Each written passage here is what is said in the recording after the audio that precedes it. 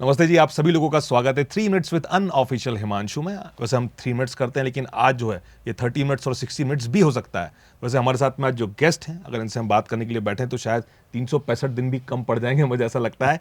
क्यों? क्योंकि दुनिया जिस चीज़ पर जिंदा रहती है, जिसे कहते हैं स्वाद, इंसान धरती पर आया है तो उसका पहला परम कर्तव्य बनता है कि अगर आपको स्वर्ग की अनुभूति करना है तो बढ़िया स्वादिष्ट लजीज खाना खाइए। और खाने को रूबरू करवाते हैं, जो दुनिया भर का जो टेस्टी खाना है उससे लोगों को रूबरू करवाते हैं। हमारे साथ में है सेलिब्रिटी शेफ। दुनिया सर को शेफ भूपी के नाम से जानती है, लेकिन सर का पूरा नाम है भूपेंद्र सिंह रावत जी। सर, आपका स्वागत है 3 मिनट्स विद अनऑफिशियल हिमांशु में। आपका स्वागत है इंदौर शहर में। कैसे हैं आप? थैंक यू हिमांशु, आपने मुझे बुलाया, इतना सम्मान दिया, इसके लिए बहुत बहुत धन्यवाद। सर, सबसे पहला सवाल आपसे ये है कि वो क्या चीज़ है जो आपको इतना खास बनाती है? ऐसा क्या जादू है आपकी उंगलियों में जो दुनिया आपकी दीवानी है? सर, मैं तो अपना काम कर रहा हूँ बस। मेरा ये मानना है कि खाने को अगर खाना ना बना के अपने मन से कोई अच्छे दिल से कोई काम किया जा रहा है ना, तो कोई खाना ही नहीं, कोई भी चीज़ आप दिल से कर रहे हो वो 100% श्योर अच्छी ही बनेगी। हो सकता है शुरुआत में कुछ कमियाँ रह जाएँ, लेकिन आपको कमियाँ दिख जाएंगी और इन फ्यूचर में वो सही हो जाएंगी। अगर आपको लगता है कि आप अच्छा खाना बनाना चाहते हैं तो अच्छा खाना ही बनेगा। ये छोटा सा मूल मंत्र है। क्या बात है सर। हम 3 हिस्सों में बात करेंगे आपसे। पहला जो हिस्सा है वो आपकी जर्नी के बारे में, आपकी पूरी जर्नी यहाँ तक की उसके बारे में। फिर हम खाने के बारे में बात करेंगे। खाने का हम एक रियलिटी चेक करेंगे कि खाना किस तरीके से होना चाहिए, जो खाना अवेलेबल है मार्केट में वो सही है या नहीं है, या खाने की क्या परिभाषा है। आप उसके एक्सपर्ट है, उसके बारे में बात करेंगे। फिर हम खाने के भविष्य को लेकर के बात करेंगे कि भविष्य का खाना कैसा हो सकता है, क्या होने वाला है भविष्य में, उसको लेकर के हम बात करेंगे। तो आपसे जो मुझे वो मैजिकल जो चीज़ जाननी थी वो तो आपने बता दी कि दिल से जो चीज़ करी जाए तो वो चीज़ सही बन ही जाएगी। शुरुआत सर आपसे करेंगे। ये शेफ़ बनने का आइडिया आपके मन में कब आया कि आपको शेफ़ बनना है या फूड इंडस्ट्री में आना है? बेसिकली मैं बिलोंग उत्तराखंड से करता हूँ, लेकिन बॉर्न बॉटम जयपुर से हूँ। हमारे उत्तराखंड में दो ही चीज़ें फेमस हैं, या तो आदमी होटल में जाता है या फिर फ़ौज में जाता है। लेकिन जैसे ये होता है ना कि फ़ौज में जाता है तो अच्छी बात है, लेकिन हमारी मतलब उत्तराखंड और पहाड़ साइड में अगर आदमी होटल में जा रहा है तो उसकी इतनी रेस्पेक्ट नहीं होती है, क्योंकि ऐसा लगता है कि जैसे कि वो ऐसा बोलते हैं कि होटल में काम करने का मतलब बर्तन धोना हो गया। और आज भी जाएंगे तो अगर जब ज्वाइन किया था तो मेरे फादर ने मना कर दिया था। उन्होंने बोला भाई इंजीनियरिंग कर ले या फिर गवर्नमेंट जॉब की तैयारी कर ले, क्या होटल लाइन में, क्योंकि उन्होंने देखा हुआ है कि होटल में वो जा रहे हैं जो बर्तन धो रहे हैं, या फिर क्या कहते हैं जो बिल्कुल पढ़ने का जिसका मन नहीं है वो होटल लाइन में जा रहा है। और ऐसे ही पहले के लोग जाते थे। अब थोड़ा सा वक्त बदल गया है। अब पूरा कोर्स करते हैं, बाकायदा पूरी ट्रेनिंग्स करते हैं, प्रोफेशनल डिग्रीज़ लेते हैं, उसके बाद में फिर होटल इंडस्ट्री के अंदर जाते हैं। तो मैंने पूरी अपनी प्रोफेशनल डिग्री ली है, उसके बाद में मैं होटल इंडस्ट्री के अंदर आया हूँ। मेरी इच्छा थी बाहर जाने की। भाई मेरे चाचा थे तो वो बाहर सेटल हो गए थे जापान में, तो मेरी भी इच्छा थी कि उनके साथ में मैं बाहर जाऊँ, बाहर की दुनिया देखूँ। तो इस वजह से मैं इंडस्ट्री में आया। बाकी मेरे को खाना बनाने का शौक़ था, लेकिन होटल इंडस्ट्री का कोई शौक़ नहीं था। तो आपने बोला आपको खाना बनाने का शौक था, तो आपको याद है आपकी याददाश्त में पहली बार आपने कभी खाना बनाया हो बचपन में? कुछ याद है आपको कोई किस्सा? वो है ना एक क्या बोलते हैं हमारे आप सभी के घरों में साथ में हो जाता होगा कि कोई चीज़ पहली बार कोई बना रहा हो तो मम्मी पापा उसकी तारीफ़ कर देते हैं, लेकिन वो तारीफ़ नहीं हो रही होती है, वो ये हो रहा है कि आपको नेक्स्ट टाइम से आपको ही बनाना है। तो मेरी सिस्टर मुझसे बड़ी थी काफ़ी, 4-5 साल बड़ी, तो उसकी शादी हो गई थी। तो मेरी मम्मी सिलाई करती थी, मतलब क्या कहते हैं वो हेल्प करती थी पापा की कहते हैं फाइनेंस में। तो उनके पास बिल्कुल वक्त नहीं होता था खाना बनाने का या फिर घर के काम में इतना बिजी रहने का। तो वो बोलती थी भाई चाय बना ले, या फिर तू सब्जी में आलू काट ले, या फिर तू आटा गूंद ले, मैं रोटी बना दूंगी। तो इस तरह से हम करते थे। मेरी उम्र होगी मुश्किल से 10-12 साल की, और उस टाइम से मैं सब्जियां बना रहा था और चाय बना रहा था। तो फर्स्ट टाइम मैंने जब चाय बनाई थी तो मम्मी बड़ी खुशी हुई। मम्मी का वैसे भी खुश हो गई होंगी, भाई एक बंदा एक मिल गया हमको, एक नौकर मिल गया कि ये चाय बनाएगा। तो जब भी कोई अब इंडियन परिवार में क्या होता है, कोई मेहमान आया चाय बना दो, कोई मेहमान आया चाय बना दो, यही होता है। तो फिर चाय बनाने से स्टार्ट हुआ, धीरे धीरे करके मुझे मज़ा आने लग गया। फिर लोग जो तारीफ़ करते हैं ना, फिर आपको लगता है यार आप कुछ कर रहे हो, कुछ आगे से बोलते हैं। जैसे अगर मैंने कोई अच्छा खाना बनाया तो मैं अगर आपसे पूछूं सर कैसा लगा खाना, फिर आप बोलोगे कि हाँ अच्छा है, तो मैं उसको तारीफ़ नहीं मानता हूँ। मैंने खाना सर्व कर दिया, सामने वाला बोल रहा है मज़ा आ गया यार, वो है तारीफ़। पूछने से आम तौर पे 99% लोग अच्छा ही बोलते हैं। 1% लोग होंगे जिसको ख़राब लग रहा होगा वो ख़राब बोल देगा, अगर जिसको ख़राब भी लग रहा होगा ना वो भी ख़राब नहीं बोलता आपके पूछने से। तो मेरा मानना है कभी मत पूछो आप किसी से भी खाना कैसा लगा, ठीक है। उसको आपको फुल कॉन्फिडेंस होना चाहिए आपका खाना अच्छा है। वो अपने आप अगर बोलता है तो सही में अच्छा खाना ही बना है। उसके चेहरे को पढ़ने की कोशिश करो। हम रेस्टोरेंट में बनाते हैं या होटल्स में खाना बनाते हैं तो हम बैक साइड से देखते हैं, आदमी का चेहरा पढ़ने की कोशिश करते हैं कि हमारा खाना कैसा बना है। उसका चेहरा अपने आप बता देगा कि हाँ सही में खाना अच्छा बना है या नहीं बना है। क्या बात है। वो आपने बात बताई बचपन वाली, तो मुझे आपकी बात सुन के मुझे भी मेरा बचपन याद आ गया। मैंने एक बार शायद घर में मम्मी की तबीयत ख़राब थी तो मैंने खिचड़ी बनाई थी। बहुत बचपन की बात कर रहा हूँ, आपकी बात सुन के मुझे बात याद आई। तो खिचड़ी तो बहुत बुरी बनी थी, मुझे आज भी पता है, लेकिन मेरी मम्मी ने इतनी तारीफ़ करी, वाह क्या खिचड़ी बनाई वाह, और उसकी तारीफ़ कई सालों तक चली उसके बाद। फिर चाय वाला किस्सा भी बिल्कुल रिलेटेबल है। चाय तो हमारा बेटा बहुत अच्छा बनाता है। वो मिल गया, एक पार्ट टाइम नौकर मिल गया उनको। तो ये जो है ना, ये बड़ा बहुत एकदम रिलेटेबल बात बोली आपने। आपकी सर जर्नी की बात करते हैं, जर्नी की शुरुआत कहाँ से हुई, किस साल में, आपकी एज क्या एज थी जब आप शेफ बने या कुकिंग फील्ड में उतरे आप? मैं 20 साल का था तो 20 साल में 2 बार तो 12th में फेल हो गए हम। महान इंसान है। उसके घर वालों लगा भैया इसके पे तो कुछ भी करना बेकार है, ये तो बिल्कुल कचरा आदमी है। तो मुझे थोड़ा जल्दी पैसा कमाना था, मुझे बाहर जाना था, तो मुझे ये इंडस्ट्री बहुत अच्छी लगी। मैंने बोला यार खाना बनाना मेरे को अच्छा लगता है तो ये काम करेंगे हम। तो कई लोगों ने मुझे समझाया भी यार ऐसा नहीं कि आपको खाना बनाना अच्छा लगता है तो होटल में चल जाओ आप, ऐसा नहीं होता। होटल का काम बिल्कुल अलग होता है।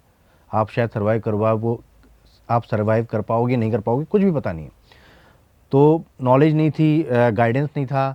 तो अप्रेंटिस होती है, अप्रेंटिस का मतलब होता है 2 साल या 3 साल, मतलब आप एक होटल में काम कीजिए, आपको एक फ़िक्स अमाउंट दिया जाएगा और आपकी एक तरह से ट्रेनिंग होती जाएगी और लास्ट में आपको होटल वाले ही सर्टिफिकेट दे देंगे बाकायदा IHM के थ्रू, ठीक है, कि इसने एक अप्रेंटिस की है।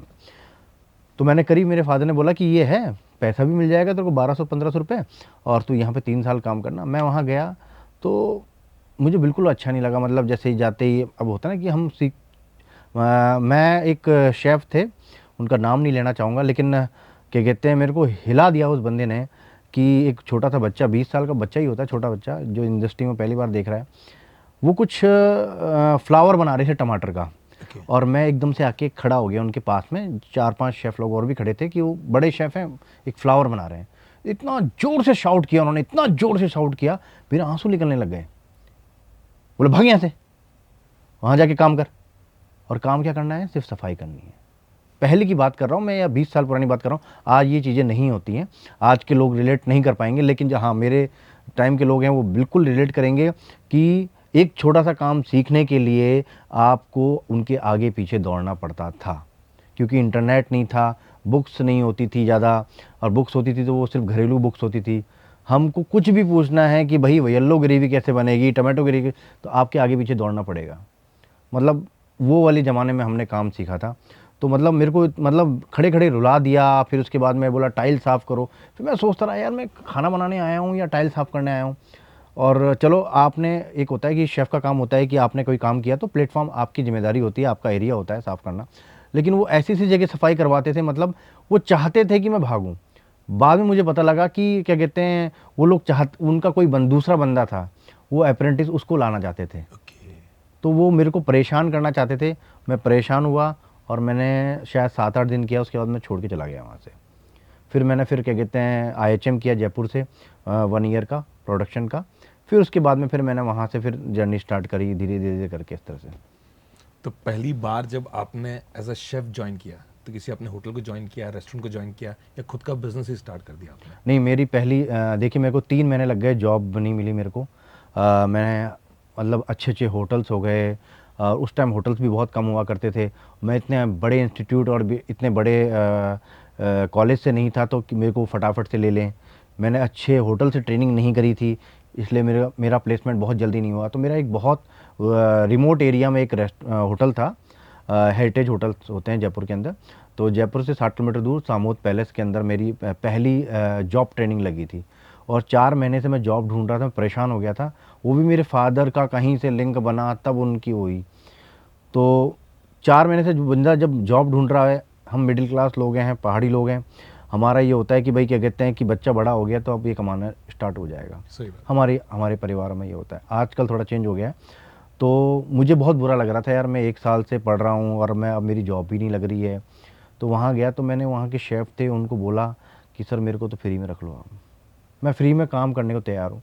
तो उन्होंने बोला यार ऐसे क्यों बोल रहा है यार, फ्री में कौन काम करता है? बोले सर काम ही नहीं मिल रहा है, जब आपकी मर्ज़ी हो जितना मर्ज़ी हो उतना दे दो। ये मेरे जवाब थे। आज मैं देखता हूँ लोगों को क्या कहते हैं कि किसी का काम करने की इच्छा नहीं है, किसी का काम सीखने की इच्छा नहीं है। मेरे को जॉब चाहिए थी, मैं फ्री में काम करने को रेडी था वहाँ पे। तो उन्होंने मेरे को जॉब दी, फ्री में नहीं, मतलब 1,000 रुपये स्टाइफंड के रूप में स्टार्ट किया और 1 साल तक 1,000 रुपये दिए, उसके बाद में 2,000 करी, ऐसे करके मेरी आगे बढ़ती रही वहाँ पे। पहली सैलरी आपकी थी 1000 रुपये हाँ, महीने? 1,000 रुपये आप सैलरी बोल सकते हो, वैसे स्टाइफंड बोलते हैं लेकिन 1,000 रुपये सैलरी है। सैलरी बोल सकते हैं इसको। एक बहुत आपने मज़ेदार बात बोली अभी कि आज के टाइम में जो आज की जनरेशन है और आपके टाइम की हमारे टाइम की जनरेशन थी उसमें एक फ़र्क है। आपने बोला अभी ये बच्चे उतना सीखना चाहते नहीं हैं, तो इस पर अगर आप कुछ लाइट डालना चाहें इस बात पर आप। बेसिकली जैसे जैसे होता है ना कि देखिए, एक प्रैक्टिकल होता है, एक होता है नॉलेजेबल चीज़ें। आज जैसे मैं आपको बोलूँ कि यार ये कोई भी डिश, आप जैसे एक दाल बुखारा ही ऐसे बनती है, तो मैंने आपको बताया, रेशो बताया, सब कुछ बताया। थोड़ी देर में आप अपना मोबाइल निकालोगे, सर ये तो इंटरनेट पे तो ऐसे बता रहा है, आप तो गलत बता रहे हो। तो मतलब आप, जैसे होता है ना गुरु को, मतलब गुरु को चेक, भाई हर चीज़, एक खाना एक तरह से कैसे बन सकता है यार? सही बात है। अगर एक तरह से खाना बनेगा तो हर खाना अच्छा बनने लग जाएगा। सही बात है। हर आदमी को हर चीज़ की रेसिपी पता ही नहीं है भाई। तो आपको मैं बता रहा हूँ, आपको वो चीज़ अच्छी लग रही है, आपने खाई, आपका टेक्सचर है, तो आप उसको फॉलो कीजिए। लेकिन आपको क्रॉस क्वेश्चन किए जाते हैं, सीखने की किसी की इच्छा नहीं है, सीखना बंद हो चुका है। अब वो बोलते हैं ना, जैसे कि मैं तो ये बोल रहा हूँ कि आज की जनरेशन शायद वो स्वाद ही भूल चुकी है। अब वो स्वाद शायद पता नहीं आ पाएगा, नहीं आ पाएगा। मेरे को भी कभी कभी ऐसा लगता है, आप बोलते हो मैंने ये काली मिर्च डाल दी, मैंने ये नमक डाल दिया, ये मिर्ची डाल दी। अरे भाई, आपको मसाले पहचानने की तो समझ है नहीं कि मसाले कैसे पहचाने जाते हैं, कि काली मिर्च की क्या पहचान है, कि उसको परफेक्ट एक काली मिर्च होनी चाहिए, एक सौंफ की क्या पहचान होती है, आपको तो वो तो पता नहीं है। मैं बोल रहा हूँ स्वाद ही भूलती जा रही है। इसलिए बोलते हैं पहले के लोग स्वाद के लिए मरते थे कि हाँ यार वो स्वाद मिल रहा है। आज की जनरेशन शायद उनको स्वाद का पता ही नहीं है। लोगों को बुरा लगेगी बात, लेकिन आज की जनरेशन शायद वो स्वाद उनको मिल पाएगा ही नहीं, मिल पाएगा। तो उसी कंडीशन में मैंने अपना चैनल भी स्टार्ट किया था, फिर धीरे धीरे करके स्टार्ट किया। ये भी आपकी बात ना बहुत रिलेटेबल है, क्योंकि मैं देखता हूँ जो पुराने जो लोग हैं, मतलब जो 40s में हैं या 40 क्रॉस कर चुके हैं, वो 40 है, मैं देखता हूँ उनको कि वो बड़े खाने के आज भी शौकीन है और बड़े पर्टिकुलर है वो। जैसे कि अगर कहीं की एग्जाम्पल के लिए कहीं की कचौरी पसंद है उनको, फिर वो कचौरी 50 किलोमीटर दूर क्यों नहीं मिल रही हो, वो वहाँ जाएगा खाने के लिए, भले वो महीने में एक बार जाए पर जाएगा खाने के लिए। लेकिन आजकल ऐसा हो गया, सिस्टम हो गया, वो ऑनलाइन वाला हो गया कि जो भी ऑनलाइन अवेलेबल है मंगा लो, आ जाएगा, हम खा लेंगे। तो वो एक इंटरेस्ट या एक प्रेम जो है ना खाने के प्रति, वो रुझान इनका थोड़ा सा कम हो गया आज की जनरेशन का। आपकी बात से मैं बहुत ज़्यादा रिलेट कर पा रहा हूँ उस बात से भी मैं। नहीं, आजकल जैसे कि मैं, आजकल की मम्मियाँ भी हो गई हैं, डैडी भी हो गए हैं, जो बोलते हैं कि हमारा बच्चा खाना थोड़ी बनाएगा, हमारी बच्ची खाना थोड़ी बनाएगी, ऐसे बोलते हैं। अच्छा। बोले नहीं, हमारी बच्ची तो आईएएस बनेगी या बड़ी अधिकारी बनेगी, बड़ा नाम करेगी, खाना तो नौकर बनाते हैं। यार आप खाना तो आप खा रहे हो ना यार, एक खाना बनाने जैसी चीज़ आपको आनी ही चाहिए। जबकि आज कैसे, जैसे मैं कई लोगों से पूछता हूँ बेटा आप खाना बनाते हो? नहीं नहीं, मेरे को खाना बनाना नहीं आता है। तो मतलब आपको खाना नहीं आता तो इतना खुश क्यों हो रहे हो यार? आपको दुखी होना चाहिए, आपको खाना नहीं बनाना आता है, आपको इतना खुश क्यों हो रहे हो? वो कूल लगता है कि मेरे को खाना बनाना नहीं आता, आई एम वेरी कूल। ये कूल हो गया खाना नहीं बनाना है। अरे मैं ये थोड़ी बोल रहा हूँ पड़ोसियों के लिए बनाओ, सबके लिए बनाओ, अपने लिए तो बनाओ यार। आप कैसे खा सकते हो बाहर का खाना डेली? लेकिन आज खाना खाना नहीं बनाना एक कूल है आज की जनरेशन के लिए, मेरे हिसाब से। अच्छा, भी बात निकली, आपने बोला कि बाहर का खाना आप कैसे खा सकते हैं डेली। आजकल बहुत ज़्यादा ट्रेंड में आ गया है बाहर का खाना खाना। आपका भी एक रेस्टोरेंट है इंदौर में, शेफ भूपीस किचन के नाम से, जो कि लोकेटेड है स्कीम नंबर 70, द हब एक एरिया है वहाँ पर आपका लोकेटेड है। तो ये इसलिए नहीं बोल रहा हूँ क्योंकि आप और हम बैठे हुए हैं साथ में और ये आप लोग भी सुन रहे हैं, इसलिए नहीं बोल रहे हैं कि सर हमारे साथ में बैठे हुए हैं तो मैं तारीफ करने के लिए बोल रहा हूँ, क्योंकि मेरी ऑडियंस मुझे जानती है, जो भी मैं दिल से बताता हूँ। आपके यहाँ मैंने समोसा खाया, अद्भुत, ऐसा समोसा इंदौर शहर में नहीं मिलता। मैंने आपके यहाँ की दाल खाई, दाल जो कि फेमस दाल है, दाल बुखारा, गजब, मतलब गजब। मैं कई लोगों को मिला, उनको मैंने बोला, मैंने कहा आप वहाँ जाओ, खाना खा कर आओ। अब जब बाहर के खाने की बात आती है तो बाहर के खाने में भी क्या हो गया, बहुत सारा वेरिएशन आ गया है। वेरिएशन कैसे आ चुका है कि एक सरल, जैसे मैं दाल का एग्जांपल या समोसे का एग्जांपल नहीं लेता हूँ, मैं एक लेता हूँ, एक वेस्टर्न फूड है पिज़्ज़ा, इटालियन फूड है सॉरी। आजकल वो पिज़्ज़ा 50 रुपए का भी अवेलेबल है और वो पिज़्ज़ा 1000 रुपए का भी अवेलेबल है। तो रेंज इतनी जो आ गई है, इतना ज़्यादा जो है, एक एक बीच में इतना गैप आ गया है, मतलब यहाँ से लेके यहाँ तक की रेंज में ये चीज़ अवेलेबल है। तो इंसान चूज़ क्या करे, कौन सा खाना चाहिए उसको? देखिए, मेरा ये मानना है कि जैसे कहीं पे भी आप खाना खाने जाते हैं, बहुत से लोग बोलते हैं कि जैसे एक रील भी वायरल हुई थी कि ये ना, ये दुनिया ना 120 रुपए की, 200 रुपए की तो सब्जी नहीं मिल रही है, और यहाँ पे हमारे सर 120 रुपए का पूरी थाली दे रहे हैं। और उसी की एक रील वापस वायरल हुई थी कि क्या कहते हैं, ये देखो बटर क्या डाल रहे हैं, डिलीशियस डिलीशियस बटर अमूल का है, और अमूल अमूल नहीं लिखता उस पर। सोचने की बात है इतनी सी कि डिलीशियस बटर अमूल ब्रांड का है और उसमें अमूल कहीं नहीं लिखा हुआ है। मतलब अमूल भी चाहता है कि ये मेरा नाम से प्रचारित ना हो, वो सिर्फ पैसा कमाने के लिए एक अलग से ब्रांड खोल दिया। तो मतलब कि वो बटर नहीं है, वो मार्जरीन है। वो मतलब ऑयल को हाइड्रोजनेट कर लिया जाता है, उसके बाद में खिलाया जाता है। बटर जैसा लगता है लेकिन बटर बिल्कुल भी नहीं होता है। तो चीज़ें, हर चीज़ इंडिया के अंदर हर चीज़ का सब्स्टिट्यूट आपको सस्ता मिल जाएगा। अब 50 रुपये का पिज़्ज़ा और 1000 रुपये का पिज़्ज़ा, ठीक है। अब ये होता है कि कुछ चीज़ें तो बहुत ज़्यादा इसलिए महंगी होती हैं कि भाई उसका लोकेशन, उसकी जगह, वो क्या एनवायरनमेंट दे रहा है, उसका भी हो जाता है। कई बार होता है कि कई लोग मिडल भी देते हैं कि हाँ ठीक ठाक लोकेशन है और ठीक ठाक उसका क्या कहते हैं, उसके एनवायरनमेंट है, तो वो एक मिडल की देते हैं। तो मेरे हिसाब से अब जैसे 50 रुपये का पिज़्ज़ा खा रहे हो, तो 50 रुपये का पिज़्ज़ा बन ही नहीं सकता, बन ही नहीं सकता। ना तो चीज़ आएगी, ना मैदा आएगा उसका, ठीक है। वो फिर हीट, फिर लेबर कॉस्ट, 50 रुपये में कैसे बन सकता है? फिर आप कुछ अलग ही चीज़ खा रहे हो, आप पिज़्ज़ा नहीं खा रहे हो आप। हाँ, मैं ये बोलता हूँ, आप पूरी सब्जी खा लो, एक फुल्का खा लो 50 रुपये का। अगर आपके पास पैसा नहीं है, अगर आप अफोर्ड नहीं कर सकते हो, मत खाओ उसको। आप जो क्या मैं ये बिल्कुल नहीं बोल रहा हूँ स्ट्रीट वेंडर ख़राब बनते हैं। आप नॉर्मल जो चूल्हे की रोटी बनती है, लोग बनाते हैं नीचे बैठ के, वहाँ पे आलू की सब्ज़ी बना, वो खा लो ना। 50 रुपये का पिज़्ज़ा खाना ज़रूरी है? क्योंकि उसमें चीज़ भी नहीं है, वो इतनी गंदी चीज़ है, इतना गंदा मैदा है। वो टमाटर का जो पेस्ट होता है वो कैसे आ सकता है? जब टमाटर मतलब कि एक एक टमाटो केचप आ रहा है 300 साढ़े 300 रुपये की बोतल, एक मार्केट में मिल रही है जिसको आप भर भर के डालते हो, वो 30 रुपये की 40 रुपये की मार्केट मिल रही। तो कैसे हो सकता है? थोड़ा तो दिमाग लगाओ यार। तो ये 30-40 रुपए का जो ये टमाटर है भी वाकई में? टमाटर कैसे हो सकता है? जो टमाटर सड़ जाते हैं, जो आप सब्जियां खरीदते हो, उसके बाद में जो खराब टमाटर छोड़ के आ जाते हो, वो कहाँ जाता है? कुछ नहीं फेंकता है इस दुनिया में, कुछ भी नहीं फेंकते यहाँ पे, सब आपके पास ही आएगा घूम के। मैं डरा नहीं रहा हूँ मैं, लेकिन मैं ये बोल रहा हूँ, एक बार सोच के खाओ, एक बार सोच के खाओ।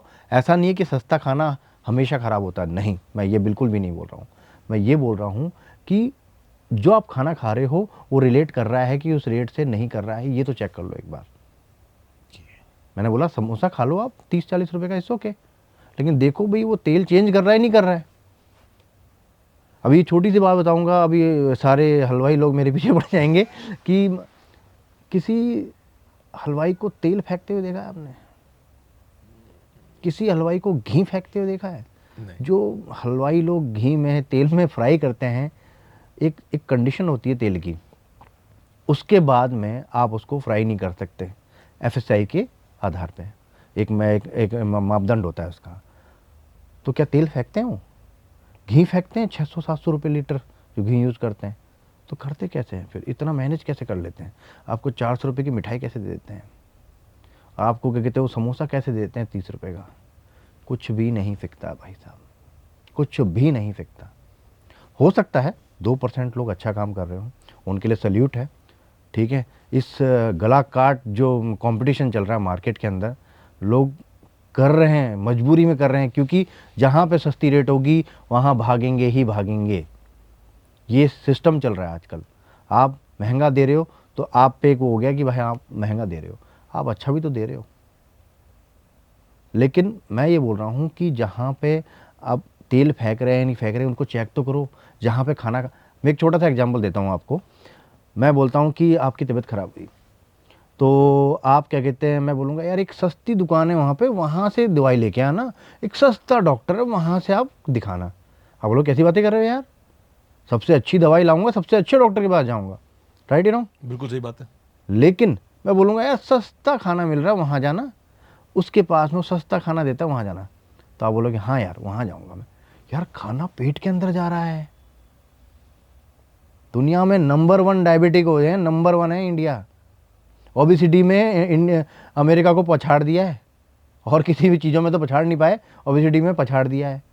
हैं हार्ट अटैक के इतने केस आ रहे हैं। खाने की तो बत से बत हो चुकी है इंडिया के अंदर, बत से बत। और जो बोलते हैं हेल्दी खाना, वो इतना महंगा कर दिया है लोगों के लिए कि मतलब सोच ही नहीं पाता है। हेल्दी खाना मतलब अमीरों का खाना हो गया है। ये मेरा सवाल था आपसे आगे। ये हेल्दी खाना इतना महंगा क्यों हो गया, मतलब ऐसा क्या हो गया हेल्दी खाने में इसको इतना महंगा कर दिया गया है? देखिए अब जैसे बोलते हैं कि भी वीट, आटे का ब्रेड है, आटे का नूडल है। अरे भाई आटा और मैदा बराबर है। विदेशों में जाओ आप, कहीं भी फॉरेन में जाओ, मैदा ही यूज़ होता है। मैदा कोई ख़राब चीज़ नहीं होती है, लेकिन बेसिकली होता है जैसे मैदा वहाँ विदेश में खाते हैं, वो रेगुलर खाते हैं तो आपका आपका डाइजेस्टिव सिस्टम उसको समझ जाता है। लेकिन वो मैदे की ब्रेड बना रहे हैं, उसको फर्मेंट करके बना रहे हैं, फिर खा रहे हैं। फिर पास्ता बना रहे हैं, बॉयल करके खा रहे हैं। नूडल बना रहे हैं, बॉयल करके खा रहे हैं। आप क्या, आपको भटूरा चाहिए, आपको समोसा चाहिए। मैदे को सबसे ज़्यादा गंदा जो तरीके से बनाना है हम लोगों ने तो किया है। तो भाई मैदा और आटा एक ही तो चीज़ है, बस उसका एक जो फाइबर होता है बाहर का वो निकल गया। तो मैदा ख़राब नहीं है, लोगों के दिमाग में डाल दिया कि मैदा ख़राब है, मैदा ख़राब है, मैदा ख़राब है। मैदा ख़राब नहीं है, बिल्कुल ख़राब नहीं है। उसको तरीके से खाओगे, कम खाओगे तो कुछ भी बुराई नहीं है। मैं बोलता हूँ आटा ख़राब है, आटा ही ख़राब है। इतना ग्लूटेन लेते हैं हम लोग। आज हमारे पास में इतने के गिरते हैं, वो आ गए हैं। आप पल्सेस में देख लीजिए, आप अनाज देख लीजिए, जौ, बाजरा सब लोगों ने बंद कर दिया है। मक्का, ज्वार, रागी, ये सब चीज़ बंद हो गई। ये सब जीरो ग्लूटेन है, कोई नहीं खा रहा है इनको। हम तो आटे के पीछे भाग रहे हैं। आटा, आटा कहाँ से हेल्दी हो गया है यार? आटे का नूडल हेल्दी, उसका क्या कहते हैं, वो जो ब्राउन ब्रेड आती है वो महंगी कर दी, उसमें थोड़ा सा कलर डाल देते हैं, कैरमल कलर, वो ब्राउन ब्रेड हो जाती है। वाइट वाली आती है 30 रुपये की, 50 रुपये की आती है वाइट वाली, 50 रुपये की आती है ब्राउन वाली, और लोग खा रहे हैं 20 रुपये दे के। ये फिर से पूछूंगा आपसे, मतलब ये ना मेरे को क्लियरिटी, मेरे को बहुत समय से डाउट रहा है ये। मुझे लगा कि ब्राउन ब्रेड जो है शायद वो कुछ अलग आटे की बनती है। कुछ नहीं होता सर, वो रिफाइंड फ्लावर ही होता है। कई लोग उसमें क्वांटिटी में मोटा आपको बनाऊं, आप घर पे ट्राई कर लीजिए। घर में ओवन होता है, मैदे की एक ब्रेड बनाइए और आटे की ब्रेड बनाइए। आटे की ब्रेड इतनी हार्ड हो जाती है, प्रॉपरली आटे की, मन ही नहीं करेगा आपको खाने का। अच्छा। अगर वो देंगे तो कोई खरीदेगा ही नहीं उसको। तो उसमें क्या करते हैं कि केमिकल, एक कैमलाइज कलर होता है, उसका इस्तेमाल किया जाता है, उससे उसको ब्राउन कलर कर दिया जाता है। अगर प्योर आटे का अगर ब्रेड बनेगी तो वो हार्ड बनेगी बहुत ज़्यादा। ओके। तो उसमें कुछ मात्रा में मैदा मिलाया जाता है। अब लोग बेवकूफ़ हैं, आप लोगों को लोग बोल चाहिए लोगों को भाई मेरे को तो आटे की ब्रेड चाहिए, तो मार्केट में जैसी चीज़ होती है वो मार्केटिंग हो जाती है। वही वाली बात है, और होती चीज़ वही है। आप तो मैं जैसे अब क्या कहते हैं, सबसे गंदा रूप ही ब्रेड है। उसके अंदर मतलब मैं ये बोलता हूँ कि आप कोई भी चीज़ खा रहे हो बाहर की, एक हिसाब से खाओ। बहुत ज़्यादा भर भर के कोई भी चीज़ खाने की ज़रूरत नहीं है, क्योंकि इंडिया के अंदर जो फूड्स के जो रेगुलेशंस हैं बहुत ही लूज़ हैं। खाने को मतलब कि खाने के बारे में, मतलब मेरी एक मन है, मेरा मतलब बोलता हूँ मैं लोगों कि इंडिया में सबसे सस्ती चीज़ बताओ क्या है। मैं लोगों से सवाल पूछता हूँ, सबसे सस्ती चीज़ खाने के लिए ना, इन सबसे सस्ती है इंसान की जान। यहाँ पे इंसान की जान बहुत सस्ती है, कि जिस खाने को खाने से आदमी मर सकता है, बीमार हो सकता है, वो खाना खाया जा रहा है। जो चीज़ क्या कहते हैं इंडिया में बैन है, वो चीज़ जो चीज़ बाहर बैन है फॉरेन में, वो इंडिया में क्यों बिकती है? इंसान की जान सस्ती है ना यहाँ पे। यहाँ पे खाना क्या कहते हैं सस्ता मिलता है। सस्ता होना चाहिए, अच्छे की कोई गारंटी नहीं है भाई, क्योंकि हमारी जान बहुत सस्ती है। खाना महंगा है थोड़ा सा, खाना तो बहुत महंगा है यहाँ पे। पु- पुलिया पुलिया गिर जाती है, स्कूल की छतें गिर जाती है। आपने तो ऐसी बात बोल दी ना कि मेरा एकदम जो है ना बिल्कुल मैं रिलेट भी कर पा रहा हूँ कि बात से मेरा मन जो है ना धीरे धीरे धीरे मतलब ये बिल्कुल रियलिटी है हमारी, इसको बोलते हैं ना कड़वी सच्चाई है हमारे देश की। और उसके कारण क्या है कि मेरा मन बड़ा मैं सोच रहा हूँ आपकी एक एक बात को ना मैं विजुअल के साथ रिलेट कर रहा हूँ कि मार्केट में ये चीज़ जो है 10 रुपये में खा लो, ये चीज़ 5 रुपये में खा लो, ये चीज़ 15 रुपये में खा लो, मैं वो रिलेट कर रहा हूँ। मैं वो सस्ते अचार, सस्ते सॉस, सस्ता केचप, वो सस्ते सस्ते मेयोनीज, मैं उनको इमेजिन मतलब मैं आंखों से देख पा रहा हूँ, उनको ऐसे विजुलाइज कर पा रहा हूँ। मैं सोच रहा हूँ कितनी खतरनाक चीज़ है वो। अब जैसे मेयोनीज़ की आपने बात करी, मेयोनीज़ अगर मैं आपको एक एक जार के अंदर बोलूँगा तेल पी लो, सबसे गंदा टाइप का जो तेल आता है ना, पाम ऑयल, सबसे सस्ता और सबसे गंदा होता है। पी लो, बोला नहीं नहीं कैसी बातें कर रहे हो, रोटी डुबा के या ब्रेड का उसमें डिप करके तेल को खा लोगे आप? नहीं खाओगे। लेकिन मेयोनीज खा रहे हो आप, वो कम्प्लीटली ऑयली तो है, उसमें ऑयल और कुछ क्या कहते हैं उसके अंदर स्टार्च मिलाया जाता है जिससे वो उस फॉर्म में आ जाता है। ओके। लेकिन लोग खा रहे हैं उसको। अब महंगा दोगे तो आपको फिर आपकी रेट बढ़ानी पड़ेगी, आपकी रेट बढ़ी तो कस्टमर नहीं आएगा। आपने अगर क्या कहते हैं मैं कम ब्रांड्स का नाम नहीं लेना चाहूँगा, जैसे हैनिस का ब्रांड हो गया, अगर आप हैनिस का रखोगे तो 300 रुपये बोतल आती है, लेकिन 50 रुपये का भी टमाटो केचप आता है मार्केट के अंदर, डिस्ट्रीब्यूटर देके जाते हैं 50 रुपये का, सर डालिए दबा के, और खूब बढ़िया टेस्ट आता है उसमें, ऐसा कुछ नहीं है, आप पता ही नहीं कर सकते हो। यहाँ सेंस ही नहीं चलते लोगों के, लोगों को पता ही नहीं कि क्या कहते हैं खाना ख़राब है या नहीं है। इवन कई शेफ़ लोग खाना बनाते हैं, उनको ही नहीं पता लगता है कि खाना ख़राब है ही नहीं है। अरे टेस्टी वेस्टी बाद में देखना भाई, ये तो देख लो कि खाना ख़राब है या नहीं है। लोगों को यही नहीं पता कि खाना ख़राब है या नहीं है, क्योंकि उसके अंदर इतने मसाले, इतना लहसुन अदरक, इतने मसाले, इतना अरोमा डाल देते हैं कि उसकी ख़राब चीज़ को दबा देते हैं। ओके। और इंडियन का अभी जो है डाइजेस्टिव सिस्टम अच्छा है, तो हर चीज़ को पचा लेता है। थोड़ा सा पेट सुबह ख़राब होता है, अरे कोई बात नहीं। तो इतना खाने पे बिल्कुल ध्यान ही नहीं है लोगों का। भाई मैं तो बोलता हूँ कि खाना एक ऐसी चीज़ है कि कपड़ा चाहे आप सस्ता पहन लो एक बार, जूते आप सस्ता पहन लो आप एक बार, परफ्यूम मत लगाओ आप एक बार, खाना अच्छा खाओ भाई, खाना अच्छा खाओ। मैंने मैंने एक ढाबे से लेकर एक 5 स्टार होटल तक काम किया है। मैंने हर आदमी को गौर गौर से देखा है कि कैसे काम करते हैं, कैसे नहीं करते हैं, पैसे बचाने के लिए क्या नहीं किया जाता इंडस्ट्री के अंदर। ये है। अब वो भी क्या करें, अब जैसे चल रही हवा, लोग हवा में चलते हैं, वरना गायब हो जाएंगे मार्केट से। तो आपने कहा आपने ढाबे से लेकर के 5 स्टार होटल तक काम किया, तो ऐसे ही बिल्कुल नॉर्मल सवाल, ढाबे पर खाना खाएं या 5 स्टार पर खाना खाएं? देखिए, ढाबे पे भी खाना अच्छा मिल सकता है और 5 स्टार होटल के अंदर भी खाना ख़राब मिल सकता है। मैं ये इतना बोलता हूँ, ढाबे में भी खाना अच्छा मिल सकता है। ऐसा नहीं है कि वो सस्ता खाना दे रहा है, उसका होटल छोटा है या वो है तो खाना ख़राब दे रहा होगा, ऐसा नहीं है। बहुत अच्छे लोग बहुत अच्छा काम भी कर रहे हैं इंडस्ट्री के अंदर, कोई उनको नोटिस नहीं कर रहा है। लेकिन मेरा ऐसा मानना है कि लोग समझदार हैं। जैसे आगे कभी कई बार अपने रेस्टोरेंट में बात करता हूँ, तो सर हम फला होटल में गए थे, फला रेस्टोरेंट में गए थे, अगले दिन बिल्कुल पेट शांत था सर, मतलब बिल्कुल अच्छा लगा, किस तरह की क्या कहते हैं डकारें नहीं आई, किस तरह का पेट अपसेट नहीं हुआ, तो खाना अच्छा था सर। तो लोग समझ रहे हैं चीज़ को, ऐसा नहीं है कि बिल्कुल ही बेवकूफ़ हैं, लोग समझते हैं, लेकिन धीरे धीरे धीरे करके समझ रहे हैं। अगर आप अपने सेहत के साथ में, अपने शरीर के साथ में इतना धीरे जाएंगे तो फिर बहुत ज़्यादा वक्त हो जाएगा। फिर आप जो आज जो 5 रुपये बचाने के लिए आप कर रहे हैं ना, तो 5 लाख रुपए की दवाइयाँ भरेंगे आप, और भर रहे हैं लोग। हमने सस्ता खाना खाया सर, वो 5 रुपये की कचौरी से था, मज़ा आ गया सर खाने में। अरे कितने काले तेल में बना रहा है भाई मेरे वो, उसका सारा ऑयल जो क्या कहते हैं अच्छे फैट्स होते हैं वो जल चुका है, वो तेल एक और ओनली ऑयल बन चुका है, क्रूड ऑयल बन चुका है, उसमें भी कचौरियाँ समोसे फ्राई हो रहे हैं, आप उसको खा रहे हो क्योंकि वो 5 रुपये में बेचना पड़ेगा उसको। ये थोड़ा तो दिमाग लगाओ यार। अगर मैं ये बोलता हूँ जैसे कोई होटल या रेस्टोरेंट या कोई ढाबा या कोई रेडी चल रही है, अगर वो बहुत तेज़ी से चलती है, उसका मतलब बहुत ऑर्डर आते हैं उसके पास में, तो मे बी पॉसिबिलिटी कि वो बहुत अच्छा काम कर रहा हो, क्योंकि वो वहाँ पे वॉल्यूम में खेलेगा, वहाँ शायद वो 5 रुपये में शायद 50 पैसे बचाने की कोशिश करेगा। लेकिन अगर कोई 5 रुपये में और बेच रहा है लेकिन उसका माल इतना नहीं बिकता, तो समझ लो बहुत बड़ी गड़बड़ हो रही है। लेकिन आप किसी को भी, मैं तो बोलता हूँ अगर आप खाना खाने जा रहे हैं बाहर, आपका खाना है, आप अपना डॉक्टर चेक करते हैं, अपने कपड़े चेक करते हैं, अपनी दवाइयाँ चेक करते हैं, आप अपना खाना भी चेक कीजिए। आप देखिए कि आपकी किचन बताइए सर आपका खाना कैसे बनता है। मेरा हक है आपकी किचन को देखने का, मेरा हक है आपकी किचन की हाइजीन को देखने का। डर जाएंगे लोग। मैं इसी पर आ रहा हूँ, क्योंकि यहाँ पे तो किचन पे लिखा हुआ था बाहर, only staff, no visitors allowed, ऐसा लिखा रहता है। मैं बोलता हूँ कि आइए मेरी किचन में हमेशा।